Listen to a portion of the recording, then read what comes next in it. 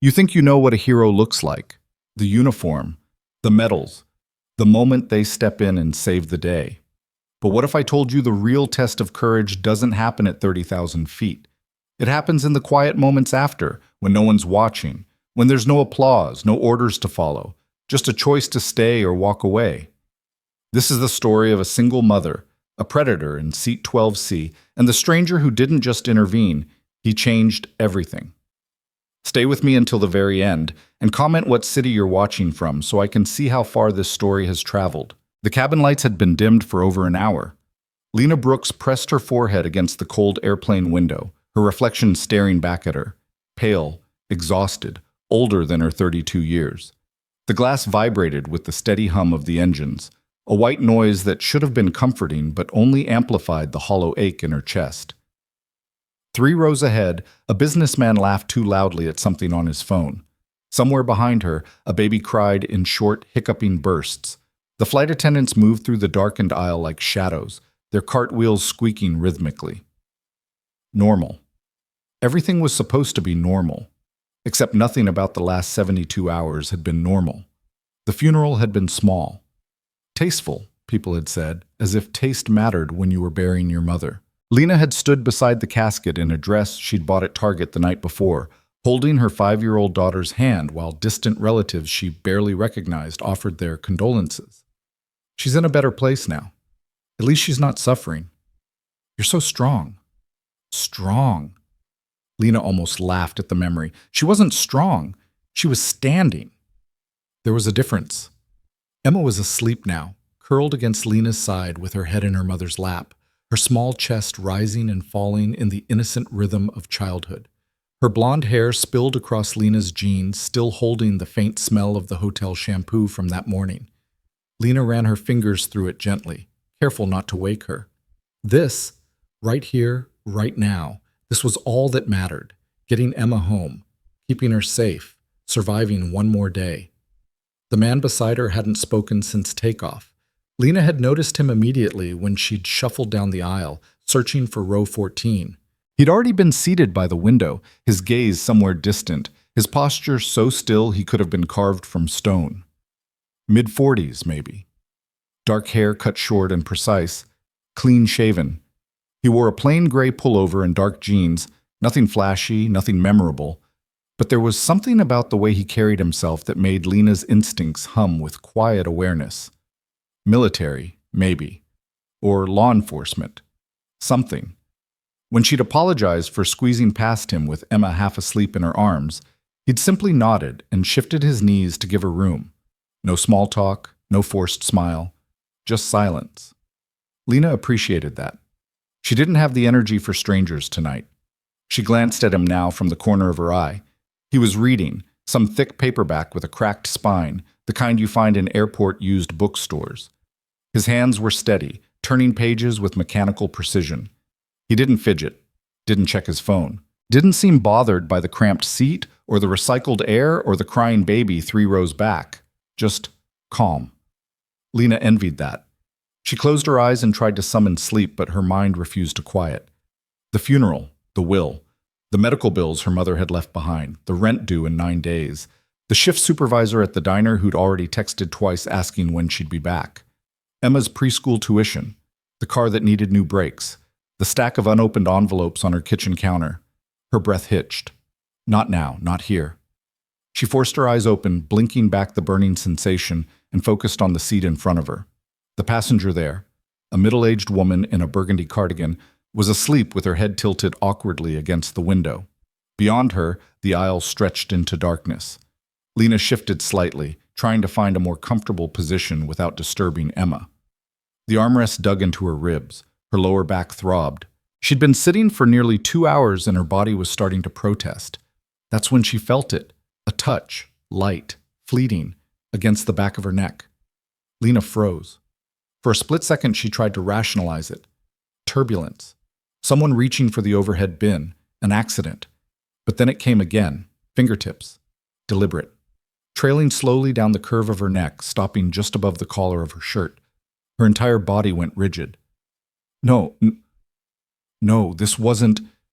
The fingers moved again, this time brushing against the side of her throat, lingering there with obscene confidence. Lena's heart slammed against her ribcage. Her breath caught.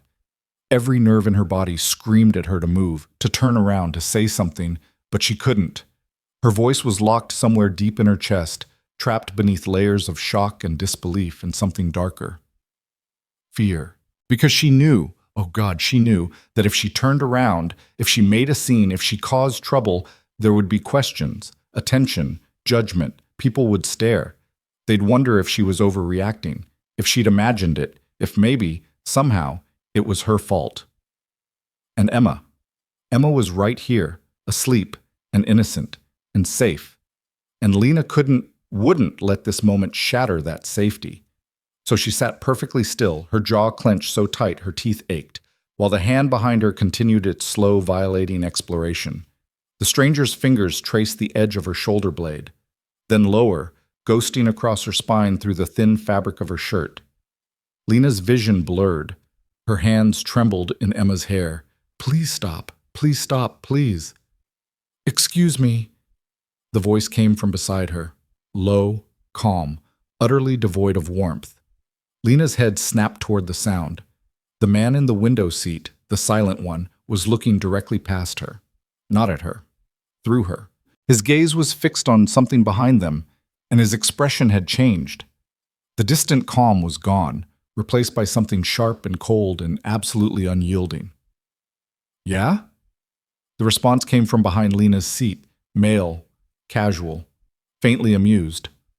The stranger beside her closed his book with a soft snap. He didn't raise his voice, didn't move quickly. But when he spoke again, every word was carved from ice. Take your hands off her, now. The cabin seemed to contract. Lena's breath stopped. For 3 long seconds, nobody moved. The hum of the engines continued. The baby cried. The businessman laughed at his phone. Then the voice behind her spoke again, and this time the amusement was gone. I don't know what you think you saw, buddy, but I saw you touch her neck, then her shoulder, then her back. The stranger's voice never rose above conversational volume, but it cut through the air like a blade. I'm giving you one opportunity to remove yourself from this situation before I make it significantly worse for you. Lena's entire body was shaking now. She wanted to turn around to see the face of the man who'd violated her, but her neck wouldn't move. She was locked in place, caught between terror and disbelief, and something that felt dangerously close to hope. Listen, man, I think you're confused. I'm not confused. The stranger's hand moved to the call button above his head. He pressed it once. And in approximately 30 seconds, you're going to have a very uncomfortable conversation with the flight crew.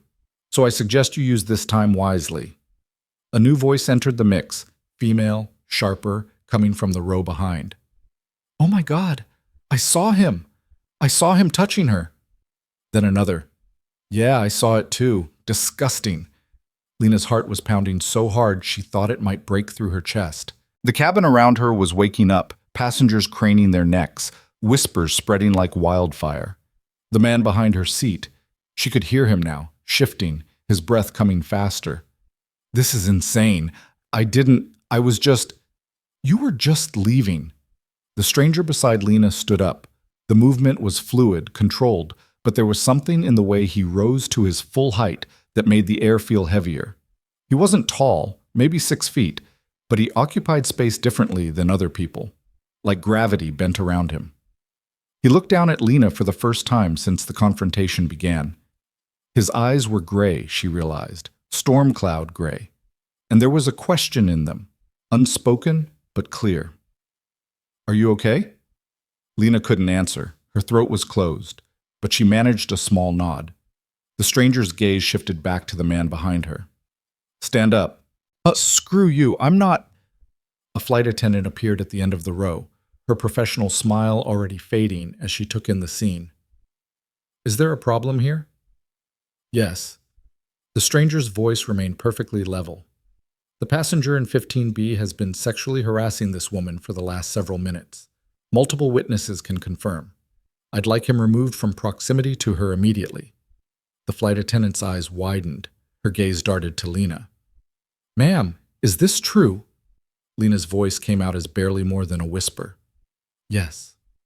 That single word changed everything. The next 15 minutes unfolded in a blur of controlled chaos. Another flight attendant arrived, then the air marshal, a compact woman in her 40s who'd been seated near the front. The man from 15B was escorted to the back of the plane, his face red, his voice rising in protest. Other passengers chimed in, confirming what they'd seen, their indignation growing louder. Through it all, the stranger remained standing beside Lena's seat, a silent sentinel. He didn't speak unless spoken to. Didn't offer commentary or seek attention. He simply stood there, creating a barrier between Lena and the rest of the cabin until the situation was contained. When the air marshal finally approached to take Lena's statement, Emma stirred in her lap. "Mama?" Her voice was small and confused. "What's happening?" Lena's heart cracked. She smoothed Emma's hair back from her face, forcing her expression into something calm. "Nothing, baby. Just some grown-up stuff. Go back to sleep." Emma's eyes drifted closed again almost immediately, her trust absolute. The stranger sat back down. Lena gave her statement in quiet, halting sentences. Yes, he'd touched her. Yes, it was unwanted. Yes, she'd been afraid to speak up. The air marshal took notes, her expression professional but sympathetic, and assured Lena that the man would be met by airport security upon landing. When it was over, when the flight attendants had dispersed and the cabin had returned to its previous dimness, Lena finally allowed herself to exhale. She turned to the man beside her. "Thank you." The words felt monumentally inadequate. I couldn't. "You don't need to explain." His voice was quiet again, stripped of the steel it had held minutes before. He'd picked up his book but hadn't opened it. "I'm sorry that happened to you." Lena wiped at her eyes quickly, hating the tears that threatened to fall. "I should have said something. I should have—" "No." He cut her off gently but firmly. "You don't bear responsibility for his actions, not even 1%. Something about the certainty in his voice made Lena's throat tighten again. She nodded, not trusting herself to speak. They sat in silence for a long moment. Emma slept on, oblivious. The plane continued its journey through the night sky. Finally, Lena found her voice again. "You didn't have to do that. Get involved, I mean. Most people wouldn't." The stranger was quiet for several seconds. When he spoke, his voice carried a weight that suggested old scars. "I learned a long time ago that staying silent has consequences I can't live with." Lena studied his profile in the dim cabin light. There was a story there, she realized. Something that explained the precision, the control, the absolute conviction with which he'd acted. "I'm Lena," she offered. "Lena Brooks." He turned to look at her, and for the first time, something that might have been a smile ghosted across his features. It didn't reach his eyes, but it softened them slightly. "Daniel," he said. "Daniel Cross." They shook hands across the sleeping form of Emma, and Lena was struck by the firmness of his grip. Not aggressive, but certain. The handshake of someone who'd made and kept promises. "Is this your daughter?" Daniel asked, his gaze dropping to Emma. "Yes. Emma. She's 5. "She looks like you." Lena smiled despite everything. "Poor kid." This time, Daniel's almost smile deepened fractionally. "I'd say she's lucky." Before Lena could respond, the plane shuddered. A sharp jolt that sent overhead bins rattling and made several passengers gasp. The seatbelt light dinged on, harsh and sudden in the darkness. The captain's voice crackled over the intercom, professional but strained. "Folks, this is Captain Morrison. We're encountering some unexpected weather conditions ahead. I'm going to need everyone to return to their seats and fasten their seatbelts. Flight attendants, please secure the cabin." Another jolt. Harder this time. Emma woke with a small cry. "Mama?" "I've got you, baby." Lena wrapped her arms around her daughter, pulling her close. "Just some bumpy air. It's okay." But it wasn't okay. The turbulence intensified rapidly, the plane bucking and shaking like an animal trying to throw its rider. The lights flickered. Someone screamed. The flight attendants were speed-walking toward their jump seats, their faces professionally neutral but their eyes showing the first cracks of concern. Lena's hands trembled as she checked Emma's seatbelt, then her own. Beside her, Daniel sat perfectly still, his expression unchanged, his hands resting calmly on the armrests. "Is this normal?" Lena asked, hating the tremor in her voice. Daniel glanced at her. "Turbulence is common. This level is less common, but the aircraft is designed to handle it. You sound very sure of that." "I've been through worse." The plane dropped suddenly, a stomach-lurching descent that made Lena's heart leap into her throat. Emma buried her face in Lena's chest, whimpering. The captain's voice returned tighter now. "Ladies and gentlemen, we're diverting to the nearest airport due to severe weather conditions. We're about 20 minutes from landing. Please remain seated with your seatbelts fastened." 20 minutes felt like a lifetime. The plane continued its violent dance through the sky, rising and falling in sickening patterns. Lena held Emma tight, murmuring reassurances she didn't believe, while her mind spun through worst-case scenarios she couldn't stop. Daniel's hand appeared in her peripheral vision. "Take it," he said quietly. Lena looked at him, confused. "Take my hand." His voice was steady, an anchor in the chaos. "You're spiraling.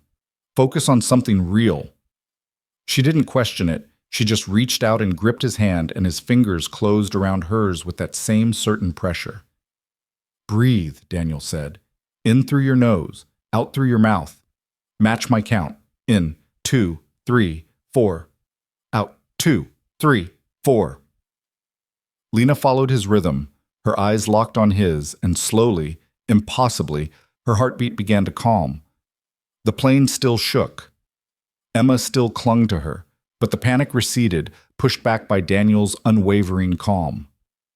"Better?" he asked after several cycles. Lena nodded, not trusting her voice. "Good. Keep breathing. We're going to be fine." And somehow, when he said it, she believed him. The landing was rough but controlled. The plane touched down on an unfamiliar runway with a jarring thump, then another, before the engines reversed and the brakes engaged. Outside the windows, Lena could see swirling snow illuminated by runway lights, a full-blown blizzard that painted the world white. When the plane finally rolled to a stop at the gate, a collective exhale rippled through the cabin. The captain's voice returned, apologetic but firm. "Ladies and gentlemen, welcome to Des Moines International Airport. Due to severe winter weather conditions, all outbound flights have been grounded until further notice. The airline will be providing hotel accommodations for passengers requiring overnight stays. Please see the gate agents for more information. We apologize for the inconvenience and thank you for your patience." Groans erupted around the cabin. Passengers immediately reached for their phones, voices rising in complaint and frustration. Lena closed her eyes and fought the urge to scream. She couldn't afford a hotel. She couldn't afford another night away from work. She couldn't afford any of this. "Mama, where are we?" Emma asked, her face still pressed against Lena's chest. "Iowa, baby. We're in Iowa." "Why?" "Because sometimes things don't go the way we plan." The greatest understatement of her life. The cabin erupted into chaos as passengers stood, grabbing bags and phones and beginning the slow shuffle toward the exit. Lena remained seated, Emma on her lap, trying to formulate a plan she didn't have the resources to execute. Daniel stood and retrieved a small carry-on from the overhead bin. He glanced down at her. "Do you have somewhere to stay?"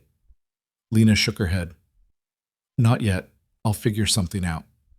He studied her for a moment, those gray eyes seeing too much. Then he reached into his pocket and pulled out his phone, typing quickly. "The airport hotels will be booked solid within the hour," he said, still typing. "But there's a motel about 3 miles from here that usually has availability. Nothing fancy, but it's clean and cheap." "How do you—" "I travel a lot." He showed her his phone screen, a motel website with a reservation confirmation. 2 rooms. I'll pay for yours." "No." Lena stood quickly, nearly dislodging Emma. "No, I can't let you do that. You've already—" "Consider it repayment." "For what?" "For reminding me why I still do this." Daniel's expression was unreadable, but his voice carried that same old scar weight from earlier. He shouldered his bag and gestured toward the aisle. "Come on, if we move now, we can beat the crowd to the taxi stand." Lena wanted to argue. Pride demanded she argue. But Emma was exhausted, and Lena's bank account had $17 in it, and this stranger had already proven himself trustworthy in ways most people never would. So she swallowed her pride, adjusted Emma on her hip, grabbed her own small bag, and followed Daniel Cross into whatever came next. What came next was cold. The moment they stepped outside the terminal, the wind hit them like a physical force, driving snow into their faces and stealing the breath from Lena's lungs. Emma cried out and buried her face in Lena's neck. Lena hunched over her daughter, trying to shield her from the worst of it, but her thin jacket, suitable for the climate she'd left, was utterly inadequate here. Daniel moved ahead of them, cutting through the wind like it wasn't even there, and flagged down one of the few taxis still operating. He opened the back door and ushered Lena and Emma inside first, then climbed in beside them. "Roadside Inn, off Highway 5, he told the driver. The driver, a weathered man in his 60s, glanced back at them. "You sure? That's going to be a rough ride in this weather." "I'm sure." The taxi pulled away from the curb, its wipers working overtime against the onslaught of snow. Lena held Emma close, feeling her daughter's small body finally relaxing into sleep again. She watched the airport disappear behind them, replaced by an endless expanse of white. "Thank you," she said quietly to Daniel, "for everything. I mean it." Daniel was looking out his window at the storm. "You don't need to keep thanking me." "Yes, I do, because people don't—" Lena paused, searching for the right words. "People don't help anymore. Not like you did. Not without wanting something." He turned to look at her then, and there was something in his expression that made her breath catch. Not attraction, exactly, but recognition. Like he saw straight through to the exhausted, terrified, barely holding on woman beneath the brave face. "Not everyone wants something, Lena," he said softly. "Sometimes people just do the right thing because it's right. In my experience, those people are pretty rare. In mine, too." A ghost of that almost smile. "But they exist." The taxi skidded slightly on the icy road, and the driver cursed under his breath. Lena's grip on Emma tightened reflexively. "How long have you been traveling alone with her?" Daniel asked. "Her whole life. Her father—" Lena stopped, then decided there was no point in sugarcoating it. "He left before she was born. Wanted me to make a choice I wouldn't make, so he made his own." Daniel nodded slowly. "That takes strength." "It takes stubbornness. There's a difference." "No," Daniel said, "there really isn't." They rode in silence for several minutes, the taxi creeping through streets that were rapidly becoming impassable. Other vehicles were pulled over, hazard lights blinking. The few buildings they passed were dark. "What about you?" Lena asked. "Where were you heading before all this?" "Home. Or what passes for it." "Which is?" "Currently?" "An apartment in Northern Virginia that I spend about 60 days a year in." Lena raised her eyebrows. "That's a lot of travel."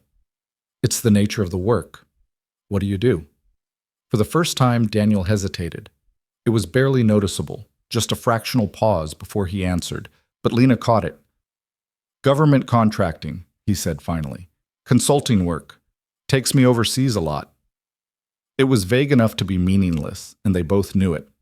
But Lena didn't push. Everyone had their secrets. She certainly had hers. The taxi pulled into the parking lot of the roadside inn 20 minutes later. The motel was exactly what Daniel had promised. Nothing fancy, but the lights were on and the vacancy sign was lit. The driver quoted them a price that made Lena wince, but Daniel handed over cash without blinking. "Stay safe out there," the driver said as they climbed out into the storm. The motel office smelled like burnt coffee and pine air freshener. A tired-looking woman in her 50s sat behind the desk, watching a small television with the volume turned low. "2 rooms," Daniel said. "Whatever you have available." The woman looked up at them.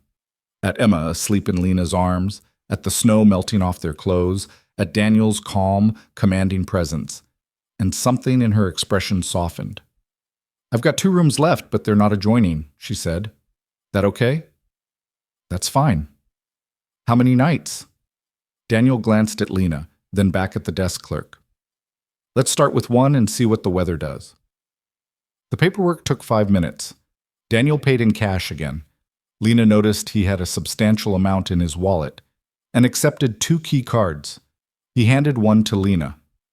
"Room 112, he said. I'm in 108. If you need anything, knock. I will. Thank you. Again. Get some sleep, Lena. Her room was small but clean, with a queen bed covered in a faded floral comforter, a scratched dresser holding an ancient television, and a bathroom that had seen better decades.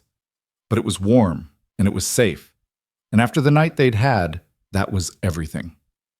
Lena laid Emma gently on the bed and covered her with blankets, then sat beside her daughter in the dim light and finally let herself fall apart. The tears came hard and fast, months of suppressed emotion pouring out in silent, shaking sobs. Her mother, the bills, the harassment on the plane, the storm, the overwhelming weight of trying to keep everything together when everything kept breaking. But underneath the grief and fear, there was something else. Gratitude. Because tonight, when she'd needed it most, a stranger had stood up, had spoken up, had refused to let her face the darkness alone. Daniel Craw. Lena didn't know who he really was, or why he'd helped her, or what ghosts haunted him enough to make him say, I learned a long time ago that staying silent has consequences I can't live with. But she knew this. In a world that had taught her to expect nothing from anyone, he'd proven that exceptions existed. And tomorrow, when the storm cleared and they went their separate ways, she'd carry that with her. She just didn't know yet that tomorrow, everything would change again, that Daniel Cross wasn't going anywhere, and that sometimes the people who save you aren't the ones who pull you from danger. They're the ones who stay after the rescue is over. Lena woke to the sound of silence, not the comfortable silence of home, but the thick, muffled quiet that comes when snow has buried the world overnight. She lay still for a moment, disoriented, her mind cataloging unfamiliar details. Rough sheets, chemical smell of industrial detergent, the hum of a heating unit she didn't recognize. Then it came back. The plane. The harassment. Daniel. The storm. Iowa. She sat up slowly, careful not to disturb Emma, who was still curled beneath the blankets, her blonde hair spread across the pillow like silk. The digital clock on the nightstand read 6:47 a.m. Through the gap in the curtains, gray morning light filtered in, revealing nothing but white beyond the glass. Lena slipped out of bed and padded to the window, pulling the curtain back fully. Her breath caught. The parking lot had disappeared beneath at least 2 feet of snow, maybe more. The handful of cars that had been there last night were now shapeless white mounds. The road beyond was invisible, indistinguishable from the landscape.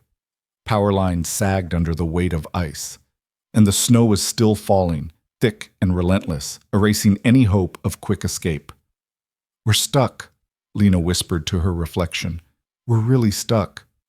Behind her, Emma stirred. Mama?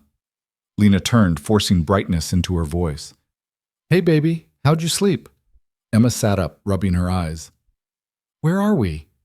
We're in Iowa, remember? The plane had to land because of the snow. Lena moved back to the bed and smoothed Emma's hair.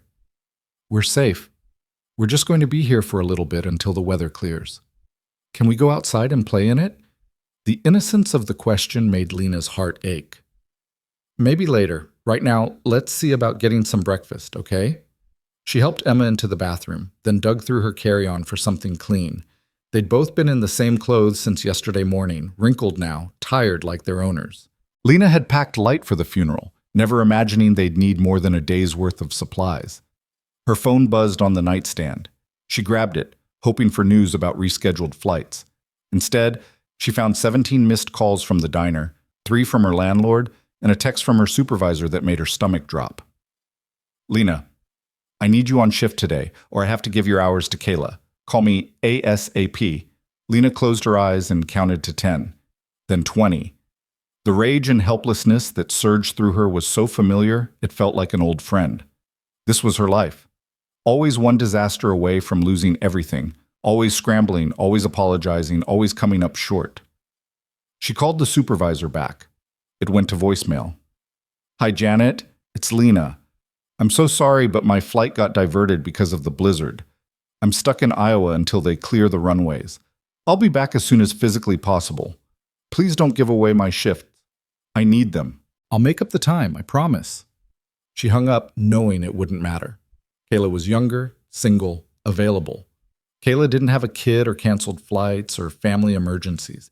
Kayla was exactly what every employer wanted. Replaceable was a word Lena knew intimately.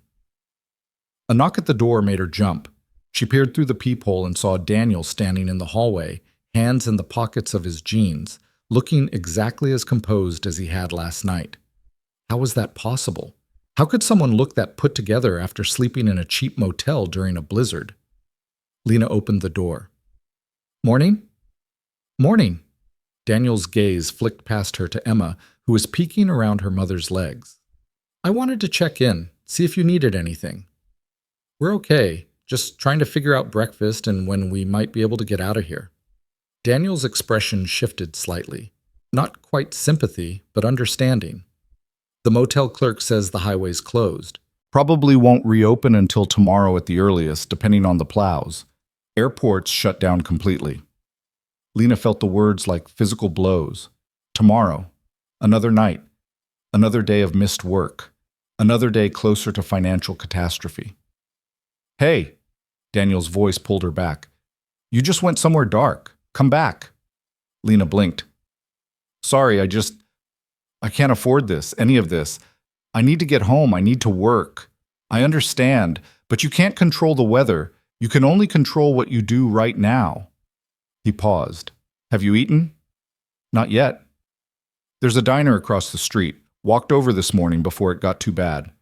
They're open. Food's decent." He glanced at Emma again, and something in his expression softened fractionally. "I was about to head back over. You two want to join me?" Lena hesitated. Pride whispered that she should decline, that she'd accepted too much help already. But Emma was tugging on her sleeve, and Lena's own stomach was growling, and the truth was she didn't want to be alone right now. "Okay," she said. "Give us 10 minutes to get ready." Daniel nodded. "I'll wait in the lobby." The diner was called Maggie's, and it looked exactly like every other small-town breakfast place Lena had ever seen. Vinyl booths, laminate tables, a long counter with swivel stools, the smell of coffee and bacon grease and maple syrup. A handful of locals sat scattered throughout, speaking in low voices about the storm and road conditions and whether the high school would cancel tomorrow's basketball game.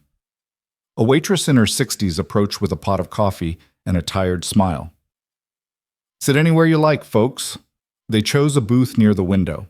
Emma immediately pressed her nose to the glass, watching the snow fall. Daniel slid into the opposite side, and Lena sat beside her daughter, acutely aware of how domestic this looked. Like they were a family. Like this was normal. It wasn't. None of this was normal. The waitress returned with menus and a children's cup of juice for Emma. "What can I get you to drink?" "Coffee," Lena said. "Please, lots of coffee." "Same," Daniel added. When the waitress left, Emma looked up at Daniel with the fearless curiosity of childhood. "Are you my mama's friend?" Daniel's lips twitched, not quite a smile, but close. "I suppose I am." "What's your name?" "Daniel. What's yours?" "Emma Grace Brooks. I'm 5 3/4. 3/4 is very specific. Mama says being specific is important." "Your mama's right." Emma studied him with the intensity only children possess. "Were you on the airplane with us?" "I was." "Did you see the bad man who made Mama sad?" Lena's breath caught.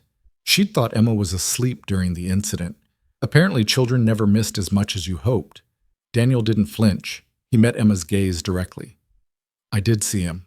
"And he won't bother your mama again?" "Because you told him not to?" "That's right." Emma seemed satisfied with this answer. She returned her attention to the window, apparently having categorized Daniel as trustworthy. Lena caught Daniel's eye across the table. "Sorry, she's at that age where she asks everything." "Don't apologize. Curiosity is healthy." He paused. "Is she always this perceptive?" "Unfortunately, yes. I can't hide anything from her." "That's not unfortunate. That's a strength." The waitress returned with coffee, blessed, scalding, perfect coffee, and took their orders. Pancakes for Emma. Eggs and toast for Lena. Something called the lumberjack special for Daniel, which apparently involved multiple meats and enough calories to fuel a small army. When they were alone again, Lena wrapped her hands around her mug and studied the man across from her. In the harsh fluorescent light of the diner, she could see details she'd missed in the dimness of the plane. A small scar above his left eyebrow, crow's feet at the corners of his eyes that suggested he smiled more than his current demeanor indicated, calluses on his hands, the kind that came from physical work, not desk jobs. "Can I ask you something?" Lena said. "Go ahead." "Last night on the plane, when you confronted that man, you weren't scared at all, were you?" Daniel took a sip of his coffee before answering. "Fear is just information. It tells you there's risk. What you do with that information is what matters." That's a very clinical way of looking at it. It's a useful way. Fear can paralyze you if you let it, or it can sharpen you. Which does it do to you? Depends on the day. Lena leaned back against the booth. "You said something last night about learning that staying silent has consequences you can't live with. What did you mean?" Daniel's expression closed slightly, not defensive but guarded. "I meant exactly what I said. But there's a story there. There usually is. Are you going to tell me?" He was quiet for a long moment, his gaze distant. When he spoke, his voice was carefully neutral. "About 6 years ago, I was in a position to speak up about something I knew was wrong. I didn't. I told myself it wasn't my place, that someone else would handle it, that I should stay in my lane." He paused. "Someone died because of that decision, someone who shouldn't have." The air between them shifted, weighted with old grief. "I'm sorry," Lena said softly. "So am I. Every day." Daniel's eyes refocused on her. "But I learned from it. I won't make that mistake again. When I see something wrong, I act, period. Even for strangers. Especially for strangers, because no one should have to face those moments alone." Emma chose that moment to announce, "I have to go potty," and the heavy conversation broke like a spell. Lena slid out of the booth and took her daughter to the restroom, grateful for the interruption. In the bathroom mirror, she looked as exhausted as she felt, dark circles under her eyes, hair pulled back in a messy bun. The funeral dress replaced by jeans and a sweater that had seen too many washes. She splashed cold water on her face and told her reflection to get it together. Daniel Cross was not her responsibility. He'd helped her, yes. But this, breakfast, conversation, the way Emma had looked at him with complete trust, this was temporary. In a day, maybe 2, the weather would clear. They'd go back to their separate lives. She'd return to double shifts and unpaid bills and the grinding exhaustion of single motherhood. He'd return to wherever government contractors went and whatever ghosts he was running from. This wasn't the beginning of something. It was just a detour. When they returned to the table, their food had arrived. Emma attacked her pancakes with the enthusiasm of the young and unburdened. Lena picked at her eggs, her appetite dulled by stress. "You should eat," Daniel said. "I'm not that hungry." "You're stressed. I can see it in the way you're holding your shoulders." "But skipping meals won't help." "Are you always this observant?" "Occupational habit." Lena took a bite of toast to appease him. "What exactly do you do for the government?" "That's a pretty vague job description." "It is." "Are you going to elaborate?" "Probably not." "Because it's classified?" "Because it's complicated." Emma looked up from her pancakes. "My mama works at a diner. She brings home fries sometimes. Do you bring home stuff from your job?" Daniel's expression softened. "Sometimes I bring home stories, but they're not usually as good as fries." "Stories are better than fries," Emma declared. "Mama reads me stories every night." "Does she?" "Uh-huh. Uh-huh. Last night we couldn't because we were on the plane, but usually we do." "What's your favorite story?" Emma launched into an animated description of a book about a dragon who was afraid of fire. And Lena watched Daniel listen with genuine attention. Not the patronizing way most adults listen to children, but with actual focus, asking follow-up questions, treating Emma's opinions as valid. It did something strange to Lena's chest. She'd been so conditioned to handle everything alone that seeing someone else engage with Emma, really engage, not just tolerate, felt foreign, dangerous almost. Because it reminded her of what was missing, what had always been missing: a partner, a co-parent, someone to share the weight. But that wasn't what this was. Daniel was being kind. That was all. They finished breakfast slowly, the conversation drifting to safer topics. The snow, the motel, whether the coffee here was better than Starbucks. Unanimous agreement, yes. Emma colored on the paper placemat with crayons the waitress provided. When the check came, Daniel grabbed it before Lena could react. I can pay for mine, she protested. I know you can, but I'm offering to pay for all of it. Let me. You've already done too much. There's no such thing as too much when it's the right thing to do. He pulled out his wallet, laying cash on the table. Besides, it's just breakfast, not a marriage proposal. The comment startled a laugh out of Lena. Brief, surprised, but genuine. Fair point. They bundled back into their coats and stepped out into the storm. The wind had picked up, driving snow sideways across the parking lot. Visibility was maybe 20 feet. Emma clung to Lena's hand, her small body buffeted by gusts. Daniel moved ahead of them again, creating a windbreak with his body, and guided them back across the street to the motel. By the time they reached the building, Lena's face was numb, and Emma was crying from the cold. In the lobby, the desk clerk looked up from her computer. You folks okay? Just frozen, Lena said, brushing snow from Emma's hair. Weather Service says this is going to continue through tomorrow night. They're calling it a 100-year storm. The clerk shook her head. I've lived here 40 years, and I've never seen anything like it. Lena's heart sank further. Tomorrow night. That meant at least 2 more days stuck here. 2 more days of missed work. 2 more days of expenses she couldn't afford. Back in their room, Lena peeled Emma out of her wet clothes and wrapped her in blankets, turning the heater up as high as it would go. Emma's teeth were chattering, her lips tinged blue. I'm cold, Mama. I know, baby. You're going to warm up soon, I promise. She rubbed Emma's arms and feet, generating friction, while her mind raced through calculations. She had maybe $50 in cash. Her credit card was maxed out. The room for tonight was covered by Daniel. But what about tomorrow? What about food? What about the cab ride back to the airport whenever this nightmare ended? A knock at the door interrupted her spiral. Daniel stood in the hallway holding a cardboard box. The clerk mentioned there's a pharmacy down the road that's still open. I walked down and grabbed some supplies. Figured you might need them. Lena stared at the box. You walked? In that? It wasn't far. Daniel, it's a blizzard. I've been in worse. He offered her the box. Children's cold medicine, since I noticed Emma was shivering. Some snacks, bottled water, basic first aid kit, a couple of books to keep her entertained. Lena took the box with numb fingers. Her throat felt tight. You didn't have to. I know, but I did anyway. He paused.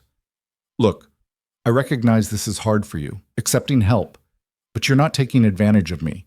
I'm offering because I want to, because I can, and because you'd do the same if positions were reversed. You don't know that. Yes, I do. His gray eyes held hers. I see you, Lena. I see someone who's been fighting alone for a long time, someone who's forgotten what it feels like when people show up. That's not weakness, but it's also not sustainable. The words hit too close to home. Lena looked away, blinking hard. Thank you for all of it. You're welcome. Daniel stepped back. I'm in 108 if you need anything. Otherwise, I'll give you space. He was halfway down the hall when Lena heard herself call out. Daniel? He turned. Do you want to have dinner with us? Later, I mean. Nothing fancy, just if you're eating anyway. Something shifted in his expression. Surprise, maybe, or relief. I'd like that. 6 o'clock? The Mexican place next to the diner looked open. 6 o'clock, he confirmed.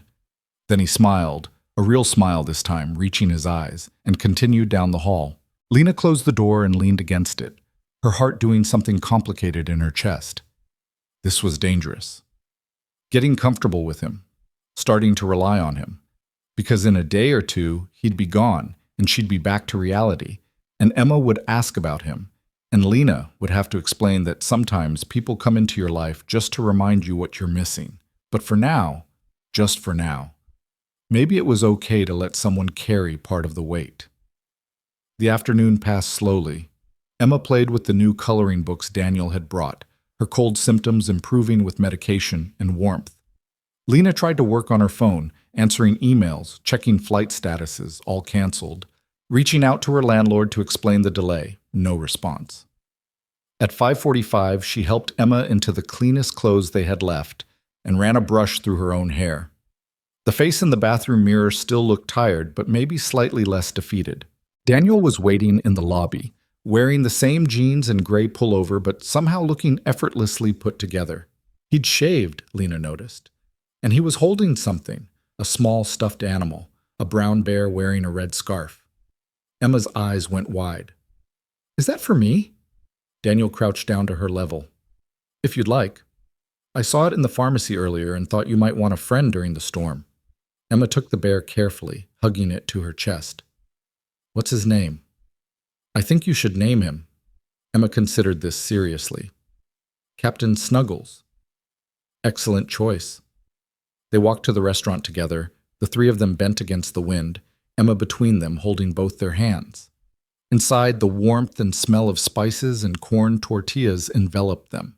They were seated in a booth near a gas fireplace, its fake flames nonetheless comforting. Over chips and salsa, over plates of enchiladas and tacos, the conversation unfolded naturally. Emma asked Daniel questions. Did he have pets? No. Did he like dragons? Yes. What was his favorite color? Blue. And he answered each one with patient attention. Lena watched the exchange, something in her chest loosening. "Can I ask you something personal?" she said when Emma was distracted by her food. Daniel looked at her. "You can ask.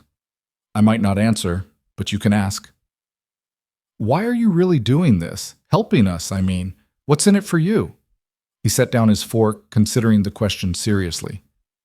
"Nothing's in it for me. That's not how this works." "Then how does it work?"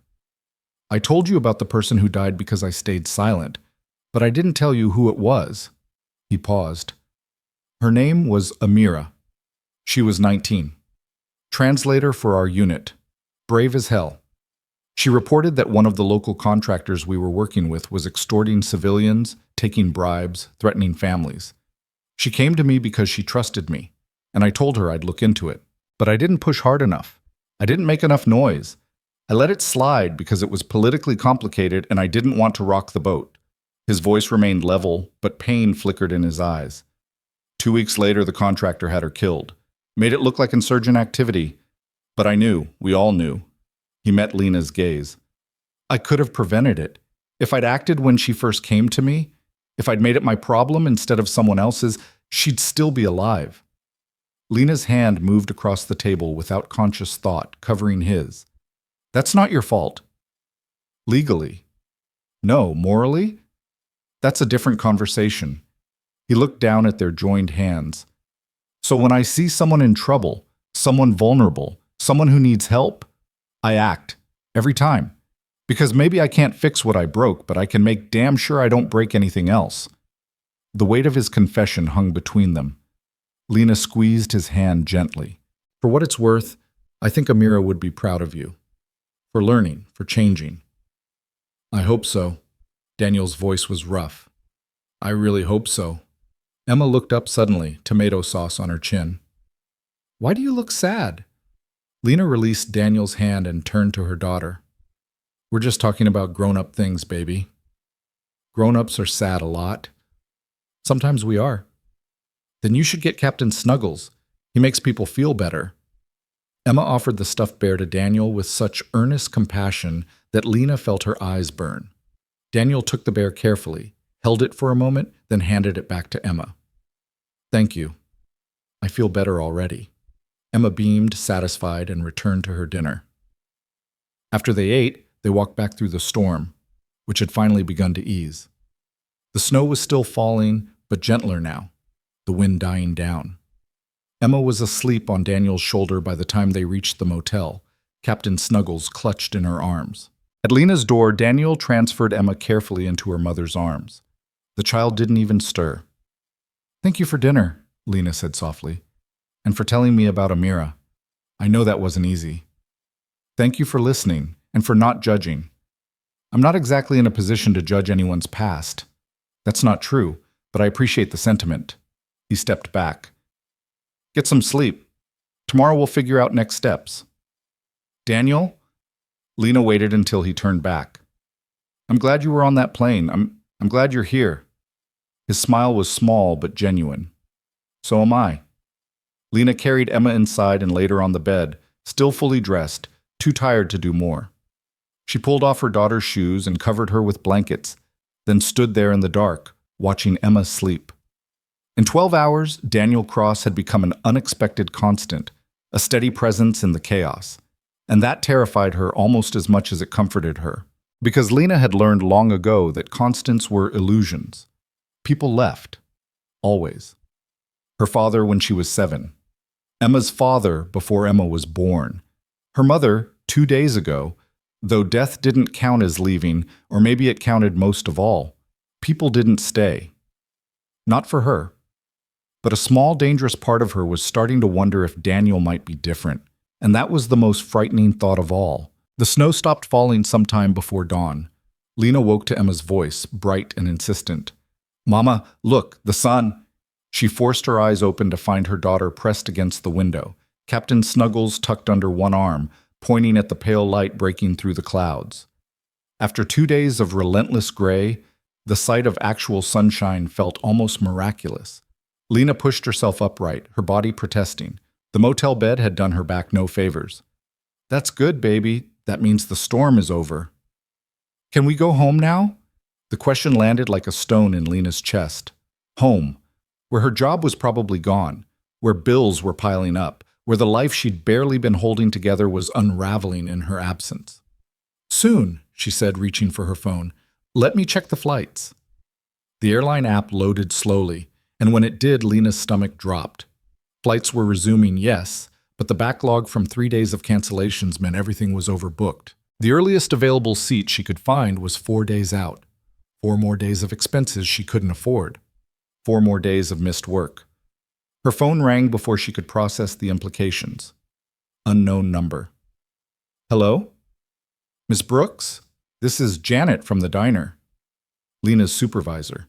Her voice was clipped, professional, and Lena knew immediately what was coming. "Janet, I can explain. I'm sorry, Lena, but I had to give your shifts to Kayla. We can't hold positions for people who don't show up. I didn't just not show up. My flight was canceled. I'm stuck in Iowa because of the blizzard. You saw the news. I understand that, but we have a business to run. Kayla's been picking up your hours for 3 days now. It's only fair to make it permanent." Fair. The word tasted like acid. "I've worked there for 2 years. I've covered every shift you've ever asked me to cover. I've come in sick. I've brought Emma when I couldn't find childcare. And you're firing me because of weather I couldn't control? I'm not firing you. I'm just saying we don't have hours available right now. If something opens up, don't." Lena's voice came out harder than she intended. "Don't pretend this is temporary. You're replacing me. Just say it." A pause, then quieter. "I'm sorry, Lena. I really am. But that's the decision." The line went dead. Lena stared at her phone, her hand shaking. 2 years. 2 years of minimum wage plus tips that barely covered rent. 2 years of smile and take it when customers were rude, when her feet ached, when Emma was homesick and Lena couldn't afford to miss work. 2 years gone because of 3 days in a snowstorm. "Mama, are you okay?" Lena looked at Emma's worried face and forced her features into something neutral. "I'm fine, sweetheart. Everything's fine." The lie sat heavy on her tongue. She needed air, space, something to stop the walls from closing in.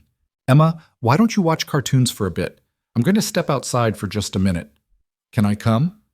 "Not right now, baby. I'll be right back." "I promise." Lena grabbed her jacket and slipped out into the hallway, closing the door behind her. The corridor was empty, the silence broken only by the hum of the ice machine. She leaned against the wall and pressed her palms to her eyes, trying to hold back the tears that threatened. She'd lost her job. She had maybe $300 to her name if she maxed out what little credit she had left. Rent was due in 6 days. Emma needed new shoes, the car needed repairs, and now she was stuck in Iowa with no clear way home and no income waiting when she got there. The panic was rising, black and suffocating, when she heard a door open down the hall. Daniel emerged from his room, dressed for a run in athletic gear despite the freezing temperatures. He stopped when he saw her, his expression shifting immediately from neutral to concerned. "What happened?" Lena shook her head, not trusting her voice. Daniel closed the distance between them in 3 strides. Lena, talk to me. I lost my job. The words came out broken. My supervisor just called. They gave my shifts to someone else. Her voice cracked. I'm so screwed, Daniel. I don't know what I'm going to do. She expected platitudes. It'll be okay. You'll find something else. Everything happens for a reason. Instead, Daniel said, How much do you need? Lena's head snapped up. What? To get through the next month while you figure things out. How much? I'm not taking your money. I'm not offering charity. I'm offering a short-term loan. You can pay me back when you're stable. No. The refusal was automatic, defensive. I can't. I won't be another person's burden. You're not a burden, Lena. You're someone dealing with circumstances beyond your control. There's a difference. You don't understand. I've been doing this alone for 5 years. I know you don't need me. Daniel's voice was firm but gentle. You've made that abundantly clear. You're capable and strong, and you've survived things that would break most people. But needing help doesn't erase any of that. It just means you're human. Lena felt something crack inside her chest. Why do you care? You don't even know me. I know enough, he paused. I know you're a good mother. I know you're resourceful and resilient. I know you've been carrying weight that should have been shared. And I know that right now you need help. So let me help. And what do you get out of it? The knowledge that I did something that mattered. His gray eyes held hers. That's enough. Lena wanted to argue. Pride demanded she argue. But Emma was inside that room, and Emma needed stability, and Lena was so tired of fighting alone. 1 month's rent, she heard herself say. That's $1,200. I'll pay you back, every cent. I don't care how long it takes. Agreed. What else? What else? Rent won't solve everything. What else do you need immediately? Lena's throat tightened. I need to get home, but flights are backed up for days, and I can't afford to stay here that long. Daniel pulled out his phone, typing quickly. What if I drive you? Drive me. Daniel, that's over 1,000 miles. Closer to 1,100. It's a 16-hour drive. We could do it in 2 days, stop halfway. He looked up from his phone. I was heading to Virginia anyway. Your place is on the way. I live in Tennessee. Virginia's not even remotely on the way. It is if I take the scenic route. A ghost of a smile. I've got time, and you need transportation. Problem solved. I can't ask you to do that. You're not asking. I'm offering. He pocketed his phone. We leave tomorrow morning. That gives the roads 1 more day to clear. I'll cover the hotel tonight and gas. You cover food. Deal? Lena stared at him, the stranger who kept appearing exactly when she needed him, offering exactly what she needed, asking for nothing in return. It felt too good to be true. In her experience, everything that felt too good to be true usually was. But what choice did she have? Deal, she whispered. Good. Now go take care of your daughter. I'm going for a run, then I'll start planning the route. He moved past her toward the stairs, and Lena called after him. Daniel? He turned. Thank you for everything. I don't know how I'll ever... You don't have to. Just focus on the next step. The rest will follow.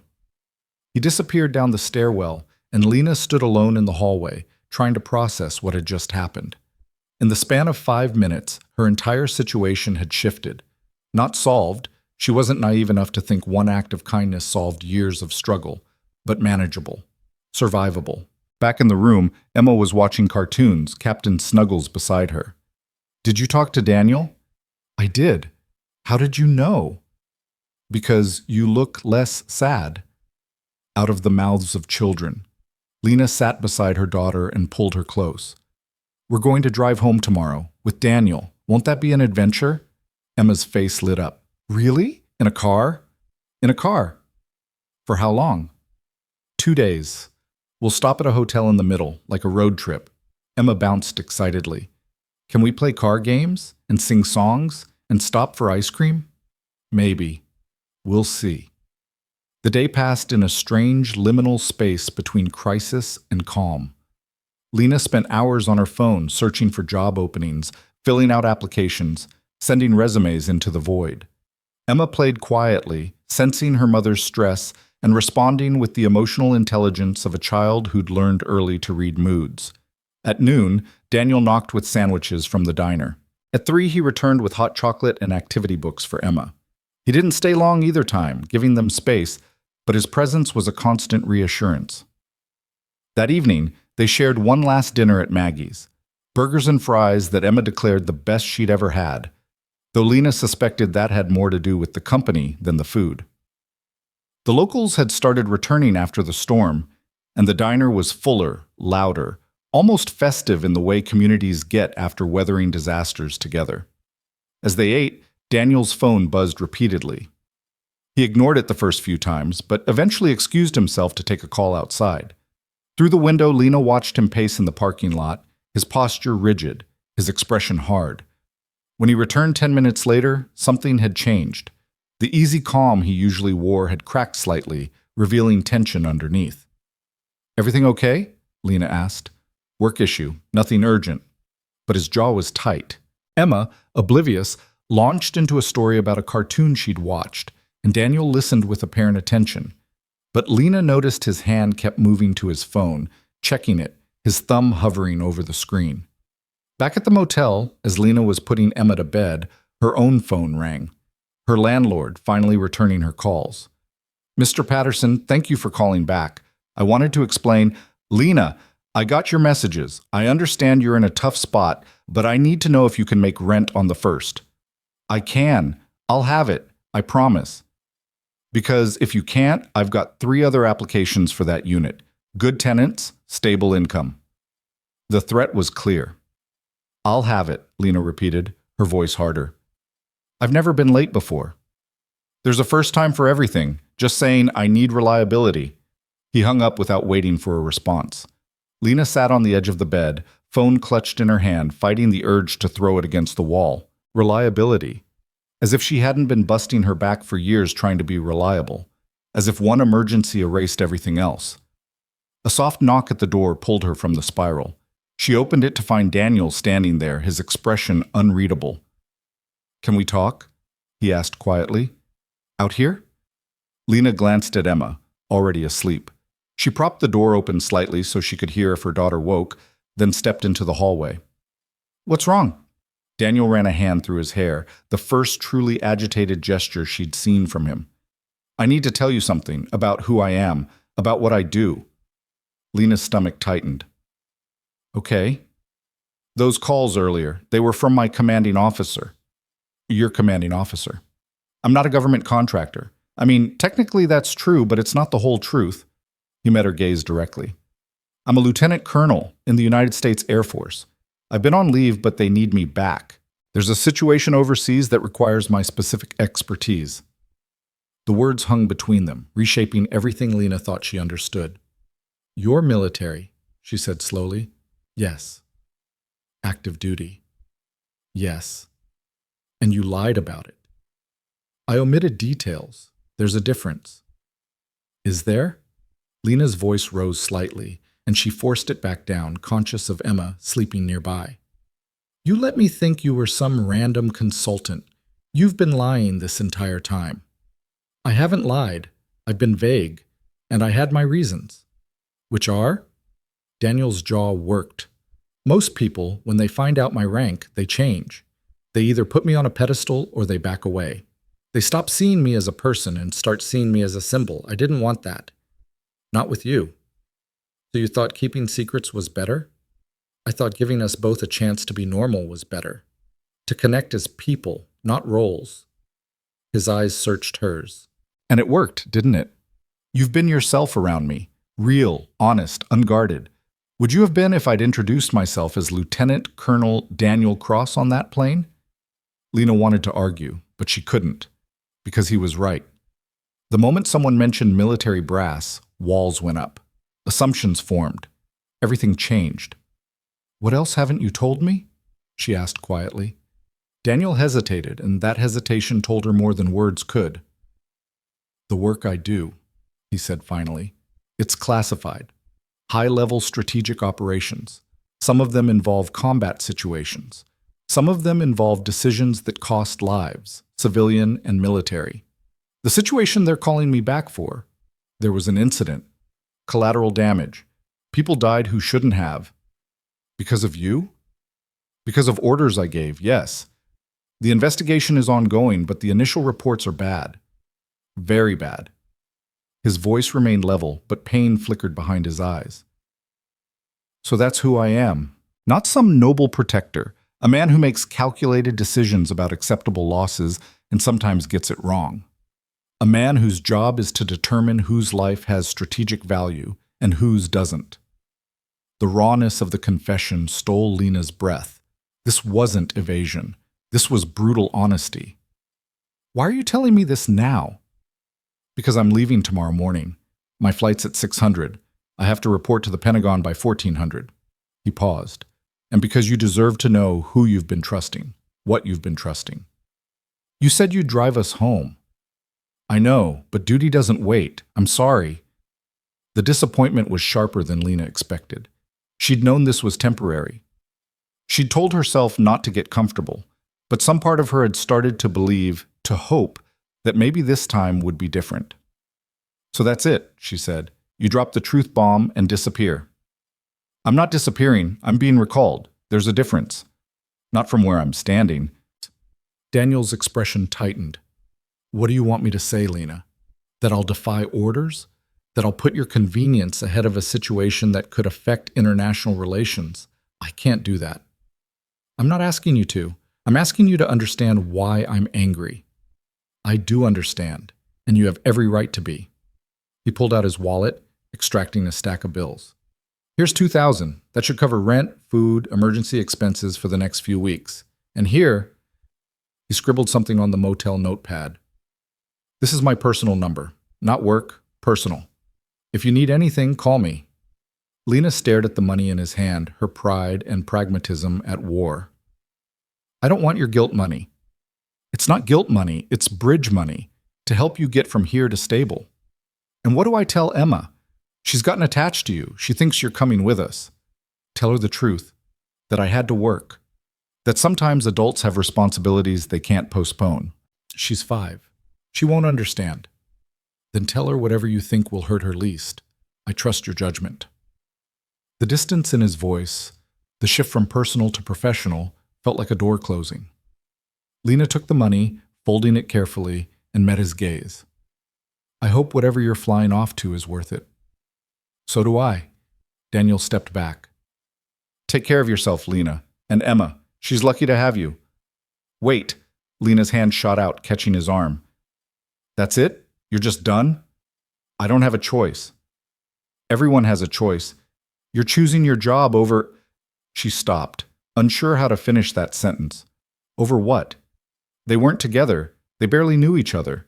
He owed her nothing. But it felt like more. It had started to feel like more. Over what, Lena?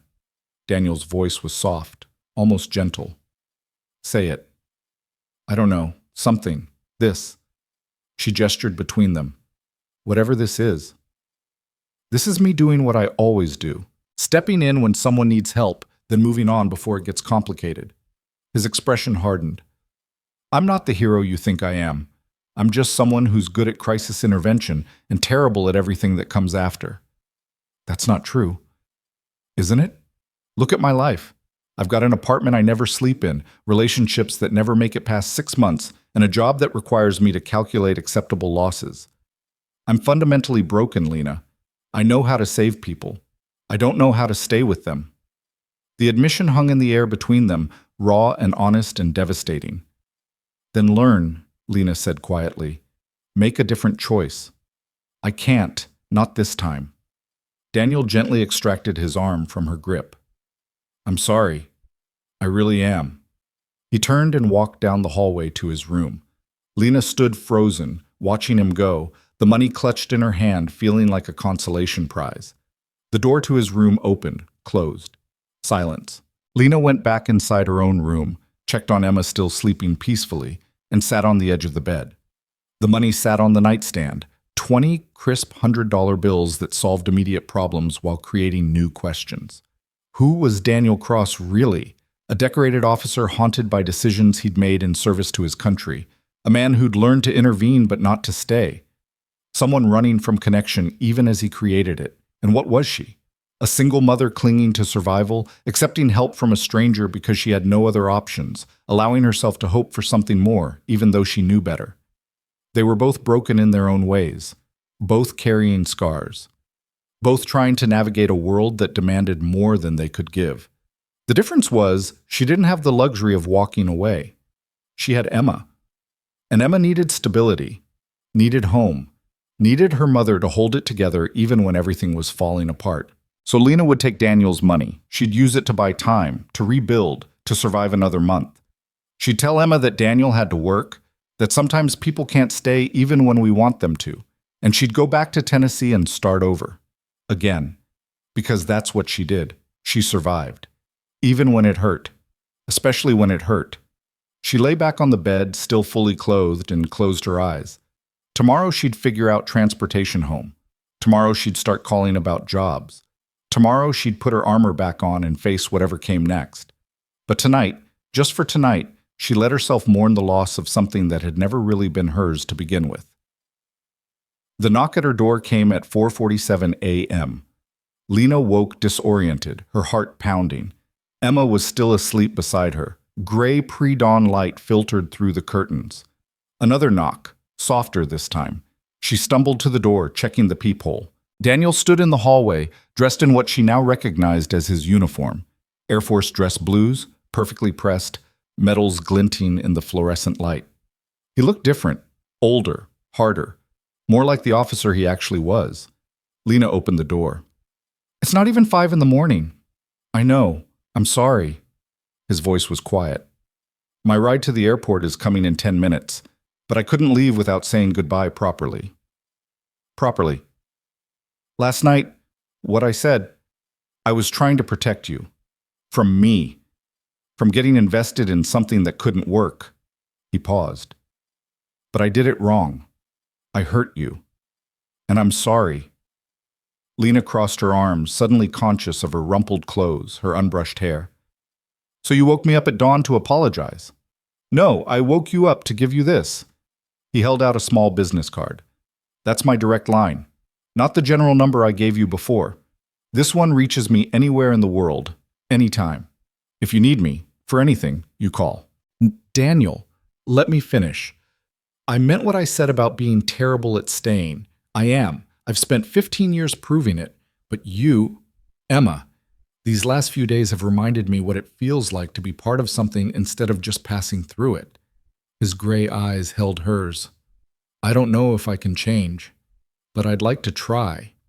If you'd let me." Lena's heart was doing complicated things in her chest. "What are you saying?" "I'm saying when I get back from this deployment, I want to call you. I want to check in. I want to see how you're doing, how Emma's doing. I want—" He stopped, seeming to struggle with the words. "I want to see if there's something here worth staying for." "You're military. I'm a jobless single mother in Tennessee. The logistics alone, I know, believe me. I've run every scenario. None of them are easy, but I'm tired of letting logistics determine my life." He glanced at his watch. "I have to go. But say you'll answer when I call, please." Lena took the card, running her thumb over the embossed letters. Lieutenant Colonel Daniel Cross, OSAF. A direct line to a man who'd appeared in her darkest moment and somehow made her believe light still existed. "I'll answer," she said quietly. "But Daniel, don't call unless you mean it. Don't check in out of obligation or guilt. If you're going to do this, actually do it. Otherwise, let me go now." "I mean it." The certainty in his voice left no room for doubt. "I've never meant anything more." A car horn honked outside. Daniel looked torn, like he wanted to say more but didn't know how. Instead, he did something unexpected. He stepped forward and pulled Lena into a hug, brief, firm, real. She could feel his heart beating against her cheek, smell the starch in his uniform, feel the solid warmth of him. Then he released her and stepped back. "Take care of yourself, Lena Brooks." "You too, Lieutenant Colonel." A flash of a smile. Then he was gone, moving down the hallway with the precise stride of someone who'd made their decision and wouldn't second-guess it.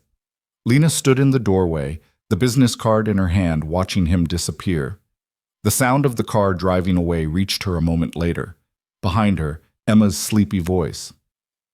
"Mama? Where's Daniel?" Lena closed the door and returned to the bed, gathering her daughter close. "He had to go to work, baby, but he said goodbye to us." "Will we see him again?" It was the question Lena had been asking herself since the moment they'd met, and for the first time she allowed herself to believe the answer might be yes. "I think we might," she said softly. "I really think we might." Emma fell back asleep within minutes, but Lena lay awake watching the ceiling, Daniel's business card resting on her chest like a promise she wasn't sure she could believe. By 7 a.m., she'd given up on sleep entirely. She booked a rental car she couldn't afford, packed their meager belongings, and checked out of the motel. The desk clerk, the same tired woman who'd checked them in 3 days earlier, gave her a knowing smile. "Your husband get off okay?" "He's not my husband," Lena said automatically. "Could have fooled me. The way that man looked at you." The clerk shook her head. "Honey, I've worked here 23 years. I know the difference between someone passing through and someone who wishes they weren't." The words stayed with Lena through the long drive home.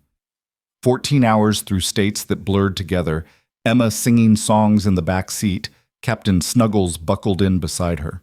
They stopped for gas and bathroom breaks and chicken nuggets that Emma declared weren't as good as the ones from the diner, and through it all, Lena's mind kept circling back to Daniel.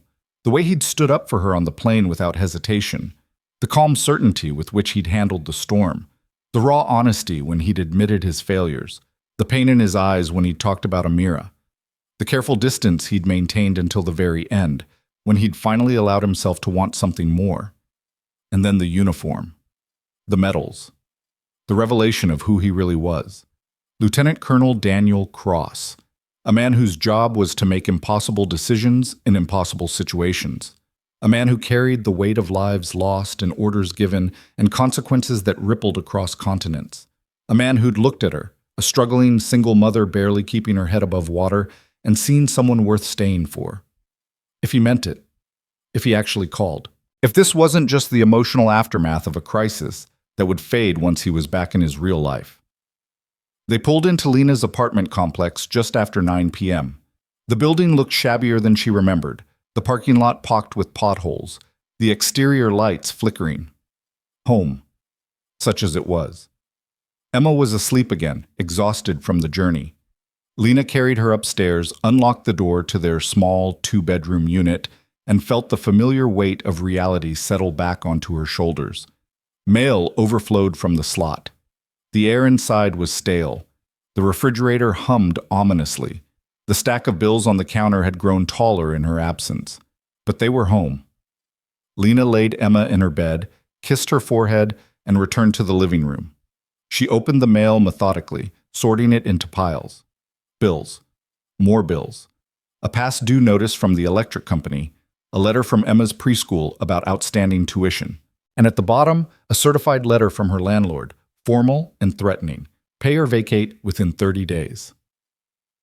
Lena sat on the second-hand couch and allowed herself exactly 5 minutes of despair.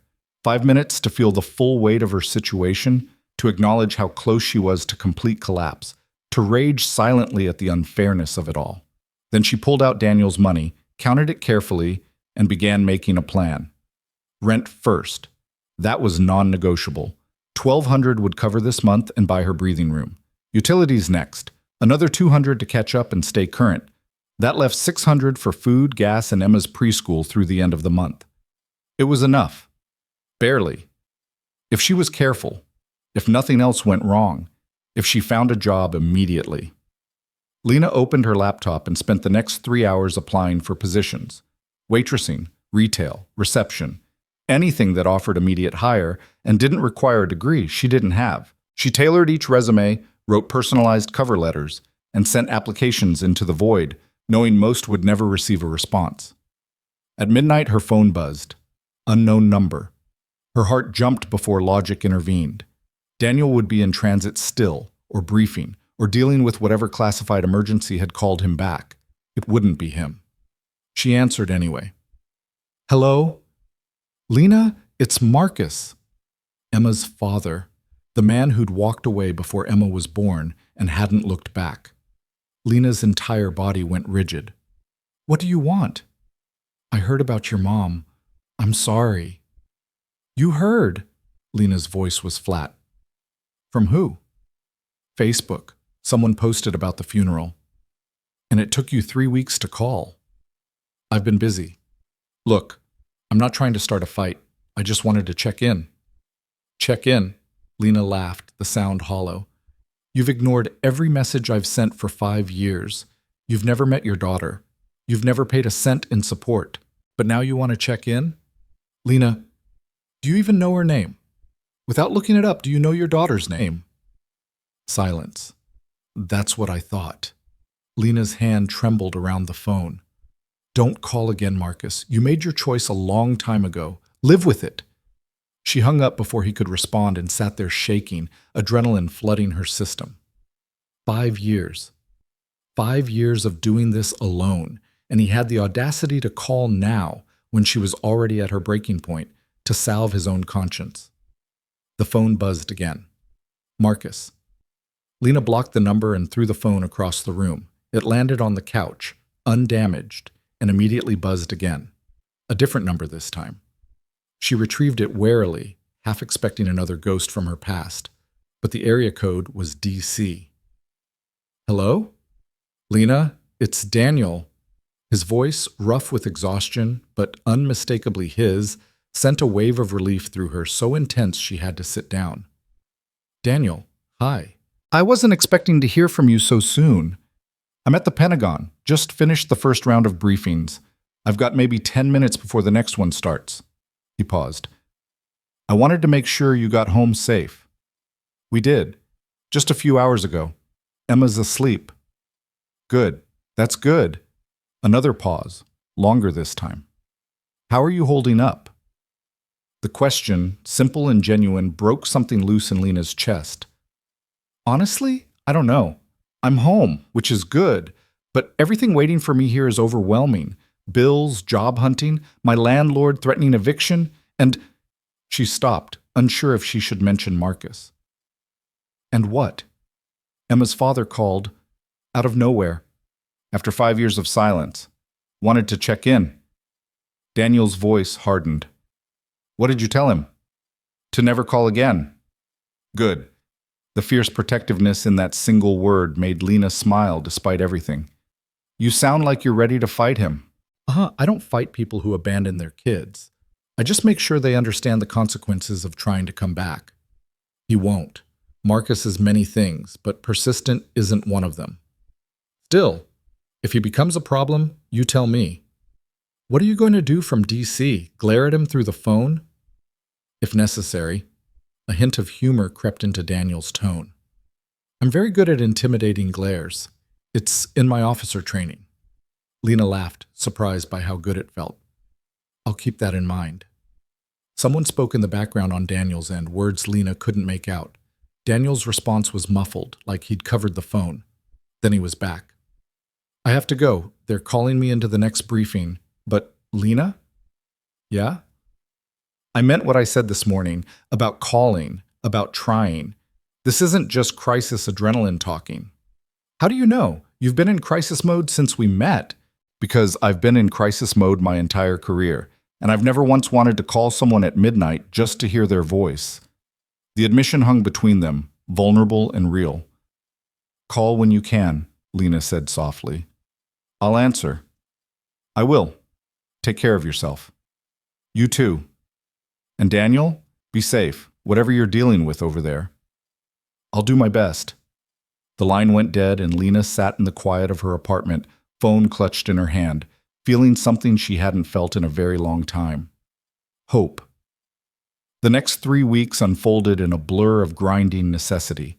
Lena interviewed for 7 positions, got callbacks from 3, and accepted a job at a grocery store stocking shelves on the night shift.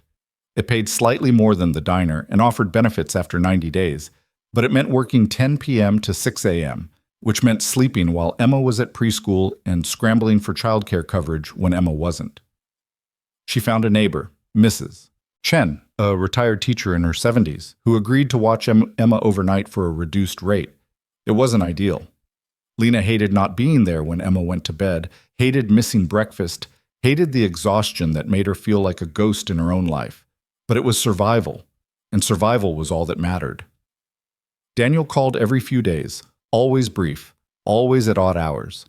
He couldn't talk about his work, but he asked about hers, about Emma, about whether she'd heard back from any better job prospects. He listened to her frustrations without trying to fix everything, offered encouragement without empty platitudes, and somehow made her feel less alone despite being thousands of miles away. 3 weeks in, Emma asked the question Lena had been dreading. "Mama, when is Daniel coming back?" They were eating breakfast, well, dinner for Lena, breakfast for Emma, at the small kitchen table. Emma had been talking about preschool, about a boy named Tyler who'd shared his crayons, when she suddenly shifted topics. Lena set down her fork carefully. "I don't know, sweetheart. He's working far away right now. But he's coming back, right?" "I hope so." "Do you like him?" The directness of the question caught Lena off guard. Yes, I do like him. He's a good friend." Tyler's mom says when grown-ups are friends, sometimes they fall in love and get married. Emma studied her mother with those two perceptive eyes. "Are you and Daniel going to get married?" "Emma, honey, it's not that simple. Daniel and I barely know each other, and even if we did, he lives very far away and has a very important job." "But you smile when he calls, and you stopped being sad all the time." Lena's throat tightened. She hadn't realized Emma had noticed. "I wasn't sad all the time." "Yes, you were, since Grandma died. But then Daniel helped us, and you got less sad." Emma reached across the table and patted Lena's hand with the gravity of someone much older. "I think he makes you happy, Mama, and you should be happy." Out of the mouths of children came truths adults spent years avoiding. "I think he makes me happy too," Lena admitted quietly. "But wanting something and having it work out are different things." "Why can't it work out?" "Because life is complicated." "That's what grown-ups always say when they're scared." Lena blinked. "What?" "You tell me not to be scared of trying new things. You say scared doesn't mean you don't do it. It just means you're brave when you do." Emma's expression was earnest. "So if you like Daniel and he makes you happy, you should be brave." The wisdom of 5-year-olds. Lena pulled Emma into a hug, breathing in the scent of her daughter's strawberry shampoo. "When did you get so smart?" "I've always been smart. You just don't always listen." Lena laughed, the sound watery. "You're right. I should listen better." That night at work, while stocking cans in aisle 3 at 2 a.m., Lena's phone buzzed. Daniel. She stepped into the back room to take the call. "Hey." "Hey yourself." Daniel sounded tired, the exhaustion evident even through the phone. "Bad time?" "I'm at work, but I can talk for a few minutes. You okay? You sound rough." "Long day. Long week, actually. We're making progress, but it's slow and complicated." He paused. "I needed to hear your voice." Something in Lena's chest loosened. "Well, you've got me. What do you want to hear about? My thrilling career in grocery retail, Emma's latest philosophical insights." Emma's philosophy, always. So Lena told him about the conversation that morning, about Emma's declaration that Lena should be brave, and Daniel laughed, a real laugh, warm and genuine. "She's not wrong," he said when his laughter faded. "About being brave, I mean. She's 5. What does she know about complicated adult relationships? Maybe more than we do. Kids see things clearly. No baggage, no fear of past failures, just what is." "And what is?" Lena asked quietly. Daniel was silent for a long moment. "I don't know yet, but I want to find out. Even though it's messy, even though the logistics are impossible, especially because of that. I've spent my entire adult life avoiding messy, avoiding complicated, avoiding anything that couldn't be controlled and planned and executed with precision." His voice dropped. "And I'm tired, Lena. I'm so damn tired of living like that." "What are you saying?" "I'm saying when I get back stateside, which should be in about 6 weeks, I want to come see you. Actually see you. Not just phone calls and texts. I want to take you to dinner. I want to meet Emma properly, not in the chaos of a crisis. I want to figure out if this thing between us is real or just the aftermath of extraordinary circumstances. Lena's heart was racing. And if it's real, then we figure out the rest. Together. You live in Virginia. I live in Tennessee. It's a 6-hour drive. I've done worse commutes. You're active duty military. You could get deployed anywhere, anytime. I could, but that's true whether I'm with you or not. At least this way I'd have something worth coming home to. The words settled over Lena like a blanket, warm, comforting, terrifying. Because this was real. Daniel was offering something real, and real meant risk. Real meant vulnerability. Real meant opening herself up to the possibility of being hurt again. But Emma's words echoed in her mind. Scared doesn't mean you don't do it. It just means you're brave when you do. Okay, Lena said. 6 weeks. Come see us, and we'll figure it out from there. Yeah? Yeah. She could hear the smile in Daniel's voice. Okay then, I'll count the days. Someone called Daniel's name in the background, sharp and commanding. I have to go, he said. But Lena, thank you. For what? For taking a chance on me. I know I'm a lot of risk for not a lot of certainty. So am I, Lena said softly. So am I. The 6 weeks that followed were the longest and shortest of Lena's life. Long because every day felt like an eternity of work and exhaustion and waiting. Short because she wasn't ready, could never be ready, for what was coming. Daniel called when he could. Sometimes for just minutes, sometimes for an hour when the time zones aligned and his schedule allowed. They talked about everything and nothing. His childhood in Ohio, raised by a single father after his mother died of cancer. Her upbringing in rural Tennessee, the daughter of a woman who'd loved hard and hurt harder. His decision to join the military at 18, searching for structure and purpose. Her decision to keep Emma, despite every rational argument against it. They were both shaped by loss and defined by the choices they'd made in response to it. And slowly, carefully, they began to trust that maybe, just maybe, they could be shaped by something else too. Lena found a better job in week 4, working as an administrative assistant at a dental office. Normal hours, benefits, decent pay. She cried in the parking lot after the interview, overwhelmed by the simple relief of stability. Emma started sleeping through the night again, the nightmares that had plagued her since the funeral finally fading. She drew pictures of Daniel the soldier and asked Lena at least once a day how many days until he visited. And Lena, despite every instinct screaming at her to protect herself, allowed herself to imagine a future different from the one she'd resigned herself to. Then, 41 days after Daniel left Iowa, Lena's phone rang at 11 p.m. She was just getting ready for bed. Emma already asleep down the hall. Daniel's number. Hey, she answered, smiling. This is late for you. Everything okay? Lena. His voice was wrong, tight, strained. I need to tell you something. The smile died. What's wrong? The investigation into the incident I told you about. It's escalated. They're calling it gross negligence, possible court-martial. Lena sat down hard on the edge of her bed. Court-martial? Daniel, what happened? I can't give you details, but the short version is that intelligence I received was faulty. I made a call based on that intelligence and people died. Civilians, including children. His voice cracked slightly on the last word. The families are demanding accountability. The media is involved. It's becoming a political nightmare. But if the intelligence was wrong, I'm still responsible for the decision. That's how command works. The buck stops with me. He exhaled shakily. My lawyer says the best case scenario is forced retirement with loss of pension. Worst case is military prison. Lena's mind reeled. When do you find out? Hearings in 3 weeks. Until then, I'm on restricted duty. Can't leave the D.C. area. He paused. I can't come see you, Lena. Not for the hearing. Maybe not for months after, depending on the outcome. So what are you saying? I'm saying you should walk away. Now.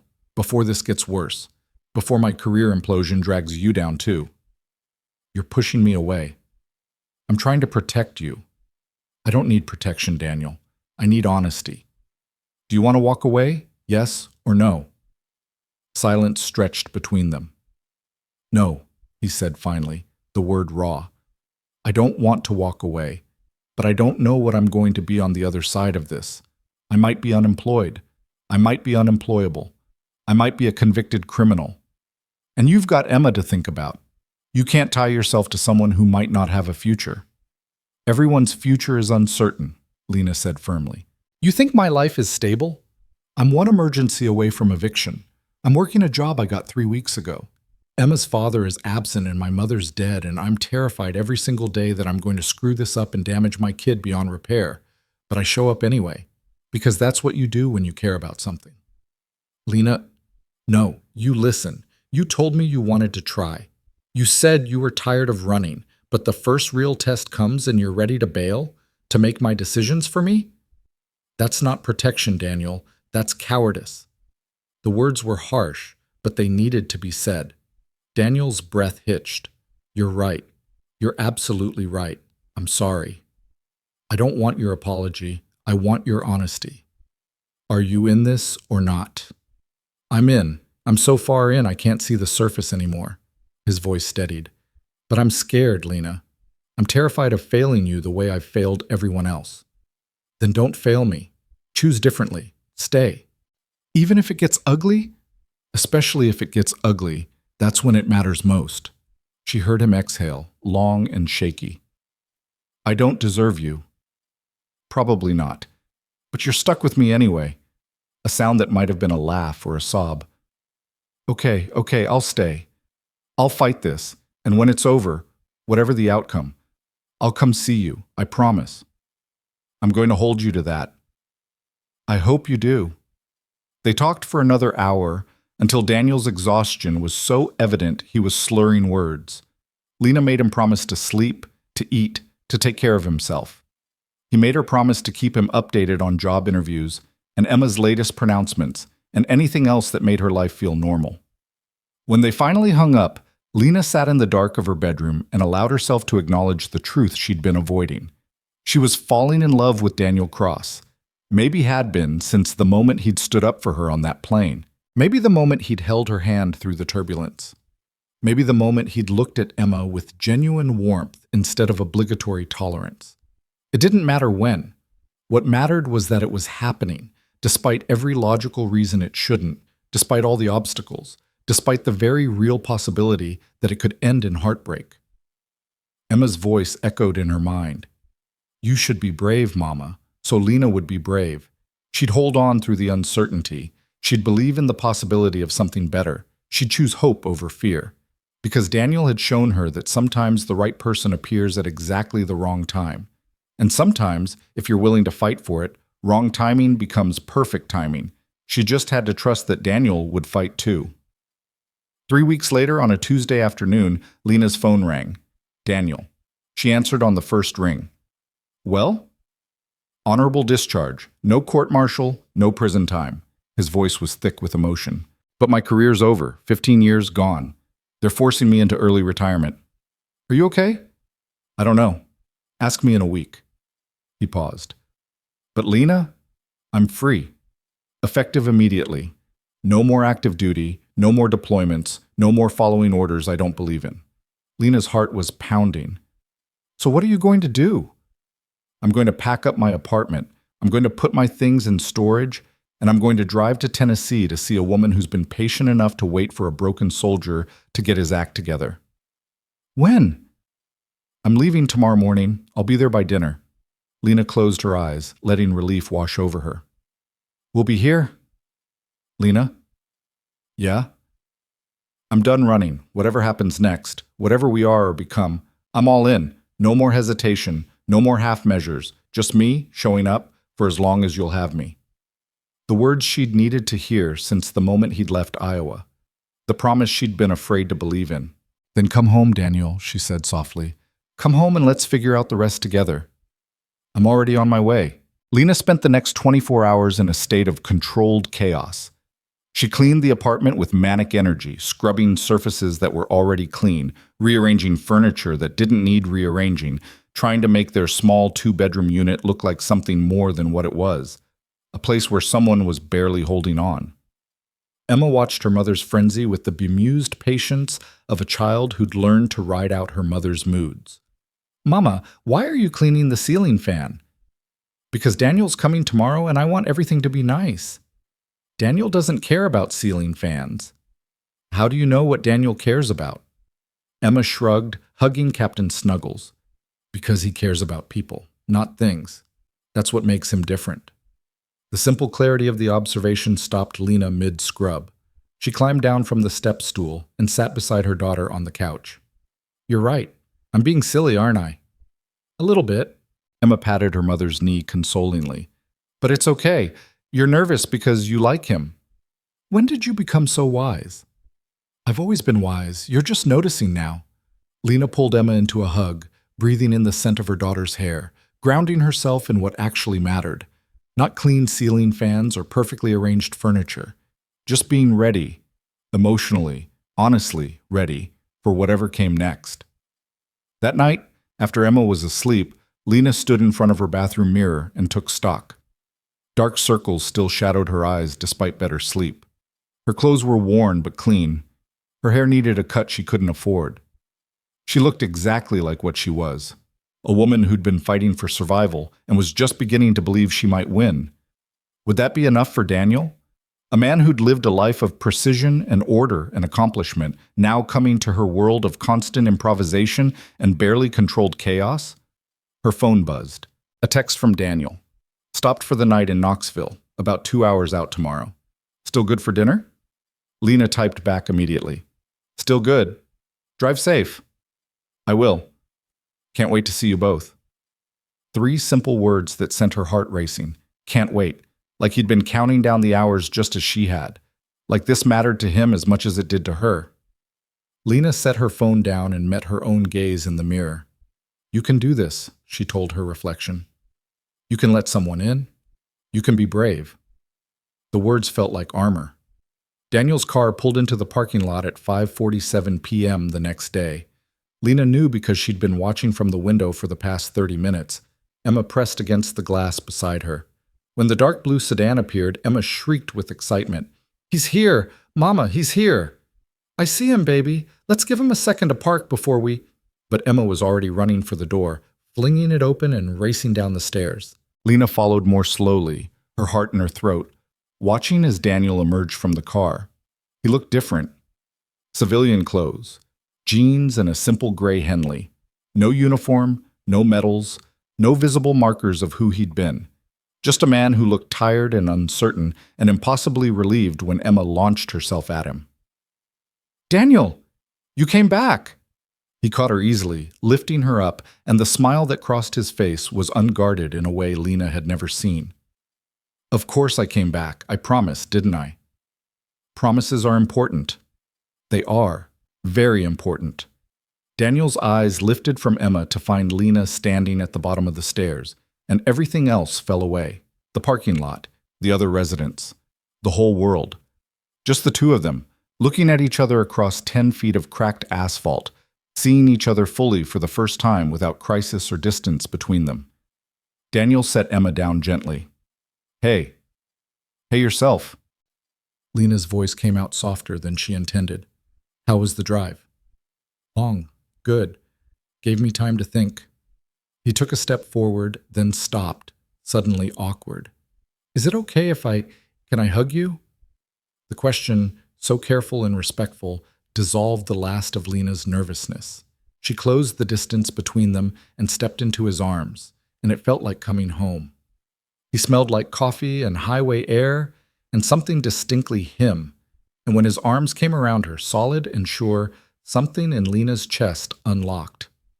I'm glad you're here, she whispered against his shoulder. So am I. His voice was rough. So am I. Emma tugged on Daniel's jeans. Are you staying for dinner? Daniel pulled back from the hug but kept one arm around Lena's waist. If your mom will have me. We made spaghetti, Emma announced. Mama made it special because you were coming. Then I'm definitely staying. They walked up to the apartment together, Daniel carrying his overnight bag, Emma chattering nonstop about preschool and Captain Snuggles and a picture she'd drawn especially for him. Inside, Lena saw Daniel take in the space, the worn furniture, the crayon drawings on the refrigerator, the stack of library books on the coffee table, the entire lived-in reality of their life. It's small, Lena said, suddenly self-conscious, but it's home. It's perfect. Daniel set his bag down by the door and accepted the drawing Emma thrust at him, a stick figure family of 3, labeled Mama, Emma, and Daniel. This is incredible, Emma. Can I keep it? Yes. I made it for you special. Then I'll treasure it. He folded it carefully and tucked it into his pocket, and Emma beamed with pride. Dinner was chaotic in the best way. Emma dominated the conversation, asking Daniel 1,000 questions about his car, his apartment, whether he'd ever met a real dragon, and what his favorite dinosaur was. Daniel answered each one with genuine attention, asking follow-up questions, treating Emma's opinions as valid and important. Lena watched them interact, her daughter blooming under the attention of this man who'd inserted himself into their lives so unexpectedly, and felt something settle deep in her chest. This was right. Whatever happened next, whatever complications arose, this, the 3 of them around her small table, sharing a simple meal, this was right. After dinner, Emma insisted on showing Daniel her room, her toys, her collection of rocks from the park. Daniel examined each treasure with solemn attention, asking about the significance of the shiny one versus the smooth one, listening to Emma's elaborate explanations. When it was time for Emma's bath, she looked at Daniel hopefully. Will you read me a story after? If your mom says it's okay, Lena nodded, her throat tight. I think that would be great. She supervised the bath while Daniel waited in the living room, and through the wall she could hear him moving around, probably looking at the photographs on the bookshelf, the evidence of the life she'd built alone. 20 minutes later, Emma was in her pajamas and bouncing with excitement. She selected 3 books, her favorites, and dragged Daniel to her room. Lena followed, leaning against the doorframe as Daniel settled into the small chair beside Emma's bed, looking comically oversized in the space designed for a child. He read all 3 stories without complaint, doing different voices for each character, making Emma giggle and beg for one more. When he finally closed the last book, Emma looked up at him with complete trust. Daniel? Are you going to stay now, like, forever? The question hung in the air, impossibly weighted. Daniel glanced at Lena seeking permission or guidance, and Lena gave a small nod. He could answer this however he needed to. I'd like to, Daniel said carefully, but forever is a big word, and we need to take things one step at a time. Is that okay? Emma considered this seriously. But you're not leaving tomorrow? Not tomorrow. I'm planning to stay in town for a while. See your mom, see you, figure out what comes next. And you'll come visit me lots? As much as your mom will let me. Emma seemed satisfied with this answer. She snuggled into her blankets, Captain Snuggles tucked under her chin. Okay, good night, Daniel. Good night, Emma. He stood, bending to kiss her forehead, a gesture so natural it made Lena's eyes burn. Sweet dreams. You too. Lena dimmed the lights and they slipped out, leaving the door cracked. In the hallway, she and Daniel stood close, speaking in whispers. Thank you for that, Lena said, for being honest with her. She deserves honesty. Daniel's hand found Lena's, their fingers interlacing. So do you, about what I'm planning, which is, I've been offered a job, defense consulting firm based in Nashville. It's about an hour from here. Good pay, no deployments, actual 9 to 5 hours. He paused. I haven't accepted yet because I wanted to talk to you first. Lena's heart raced. Nashville. That's close. It is. Close enough to see you regularly, close enough to be present, not just a voice on the phone. His thumb traced circles on her palm. But only if that's what you want. I need to know I'm not forcing my way into your life. That you actually want this. Do I want a stable, employed man who treats my daughter like she matters and makes me feel like I'm not alone for the first time in 5 years? Lena smiled, tears pricking her eyes. Yeah, Daniel, I want that. I want you. The relief that crossed his face was profound. He pulled her closer, resting his forehead against hers. I was so afraid you'd changed your mind. That I'd get here and you'd realize I'm just a washed-up soldier with no plan and too much baggage. You're not washed up. You made a hard choice to leave a career that was destroying you. That takes courage. Or cowardice, depending on who you ask. I'm asking. And I think you're one of the bravest people I've ever met. Lena pulled back enough to meet his eyes. You stood up when it mattered. You told the truth even when it cost you everything. And you're here, trying to build something real instead of running. That's not cowardice, Daniel. That's strength. His hands came up to cup her face, gentle and sure. Can I kiss you? I thought you'd never ask. The kiss was soft at first, tentative, both of them learning the shape of each other, then deeper, with weeks of longing and uncertainty and hope pouring into it. Lena's hands fisted in Daniel's shirt, anchoring herself to this moment, to this man who'd somehow become essential. When they finally broke apart, both breathing hard, Daniel rested his forehead against hers again. So we're doing this? He whispered. Really doing this? We're really doing this. Lena smiled. One step at a time. No pressure, no expectations. Just seeing where it goes. I can work with that.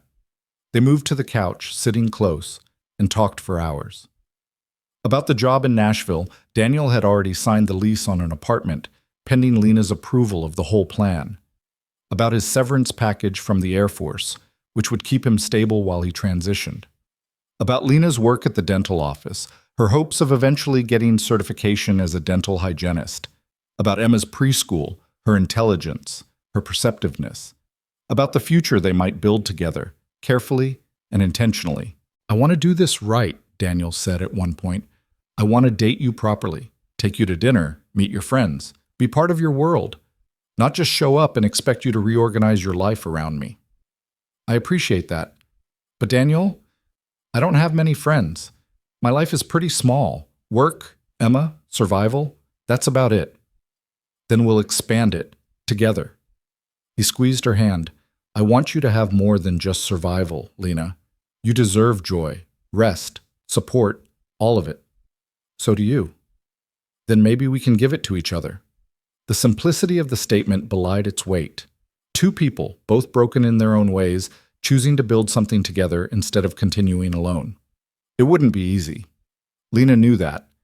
There would be complications, disagreements, moments when old patterns resurfaced and fear threatened to pull them apart. But for the first time, she believed it was possible.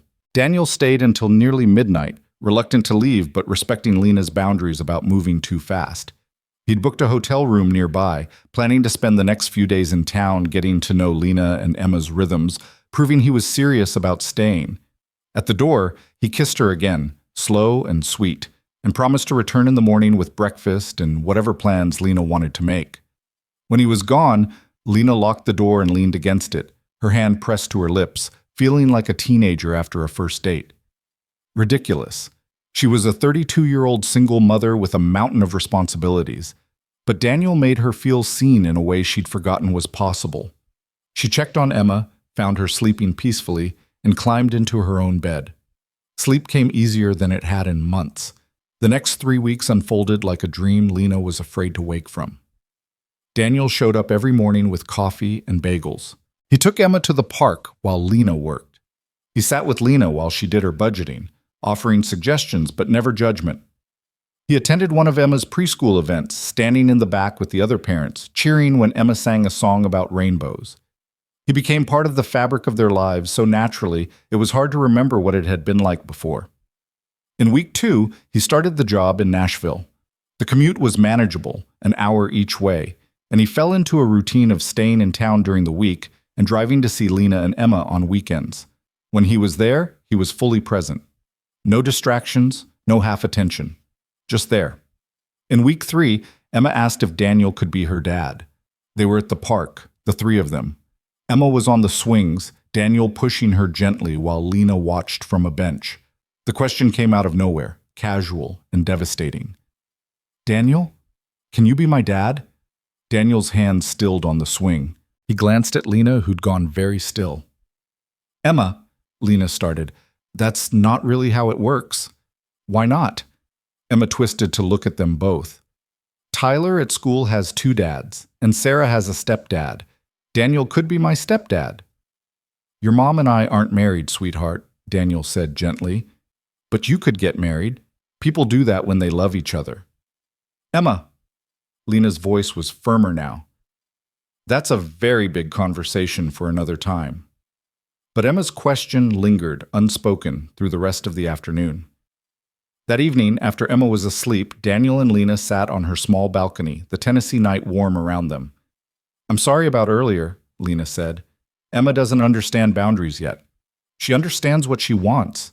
There's a difference." Daniel was quiet for a moment. "Can I ask you something?" "Always." "Do you see that? A future where I'm Emma's father? Not biologically, but actually?" Lena's breath caught. "We've only been doing this for 3 weeks, Daniel." "I know, but I've learned that time isn't always the best measure of certainty. I knew on that plane that you were important. I knew in Iowa that I wanted to be part of your life. And I know now that Emma is one of the best humans I've ever met, and I'd be honored to help raise her." He turned to look at Lena. "But only if that's what you want." Lena's hands were shaking. "I want it. I'm terrified of wanting it because what if it doesn't work out? What if you change your mind? What if it does work out?" Daniel countered. "What if we build something real and lasting? What if a year from now, or 5 years, or 20, we look back and realize this, right now, was the beginning of everything good?" "You're asking me to believe in possibilities. I'm asking you to take the same leap of faith you're asking from me, to trust that this is worth fighting for." Lena looked at him.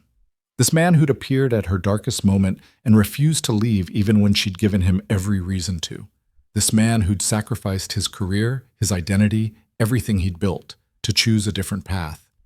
This man who looked at her daughter with genuine love and at her with something deeper than she'd dared to hope for. "Okay," she whispered. "I'm in. Fully in. Whatever that means." Daniel's smile was incandescent. "Whatever that means." 6 months later, on a Saturday morning in spring, Daniel moved his belongings from his Nashville apartment into Lena's small 2-bedroom unit. It was crowded. The logistics were imperfect, but it was theirs. Emma helped unpack boxes, claiming authority over where Daniel's books should go and which corner of the living room was best for his reading chair. She'd already started calling him Daniel Dad, in a hybrid that made both adults laugh and cry in equal measure. Lena had been promoted to assistant office manager at the dental practice. The raise wasn't huge, but it was enough to breathe easier, to start saving instead of just surviving. Daniel's consulting work was steady and fulfilling in ways his military career had never been. He came home at reasonable hours. He had weekends free. He could say yes when Emma asked him to tea parties and park visits and bedtime stories. They fought sometimes, about money, about parenting approaches, about whose turn it was to do dishes. Normal fights, healthy fights, the kind that ended in apologies and compromises instead of slammed doors and silence. They laughed more. Lena couldn't remember the last time she'd laughed so much. 1 year after the plane, Daniel took Lena and Emma back to Iowa. They drove through the same blizzard-scarred landscape, now green and alive with summer.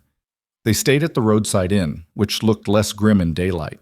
They ate at Maggie's diner, and the waitress who'd served them remembered them instantly. "You two figured it out," she said, grinning. "I knew you would." That evening, Daniel took Lena to a small park near the airport. Emma was with the motel clerk, who'd offered to watch her for an hour, delighted to see them again.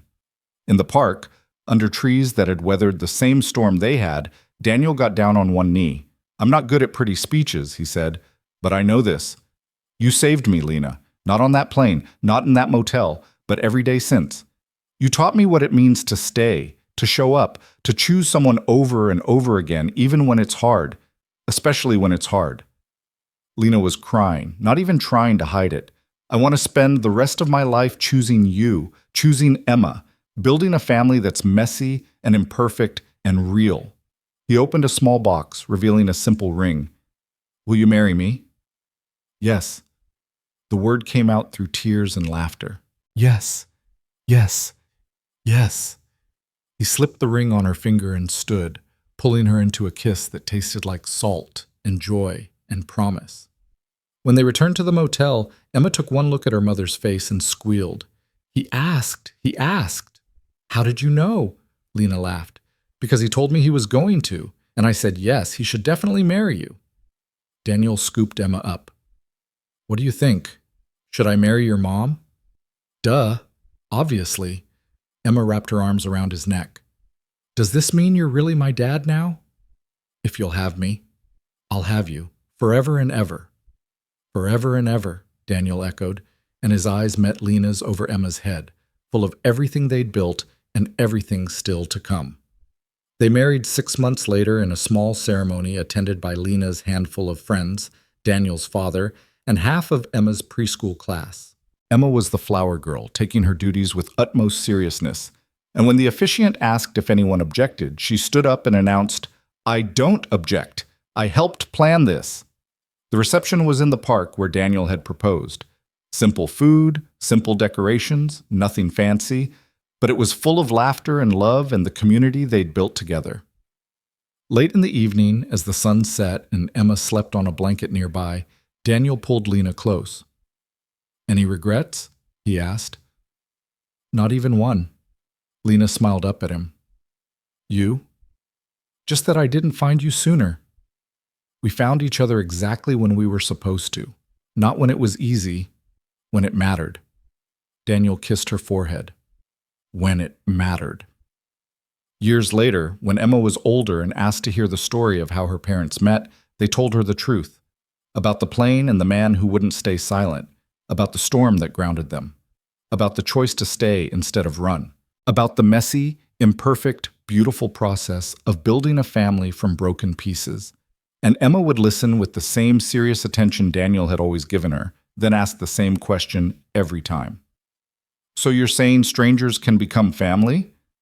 "We're saying," Daniel would answer, "that sometimes the most important people in your life are the ones you never saw coming, and sometimes the greatest act of courage is choosing to stay."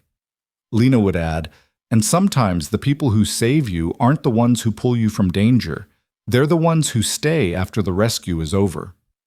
Emma would nod, satisfied, and the story would end the same way it always did, not with a dramatic rescue or a grand gesture, but with a man who came home every night, who showed up for school plays and doctor's appointments and Tuesday dinners, who chose, every single day, to be present. Because real heroes aren't defined by the moment they intervene. They're defined by the life they commit to afterward. And Daniel Cross, former lieutenant colonel, current husband and father, permanent member of the family he'd chosen and who'd chosen him back, had finally found what he'd been searching for all along. Not redemption, not absolution, just home. And this time, he stayed.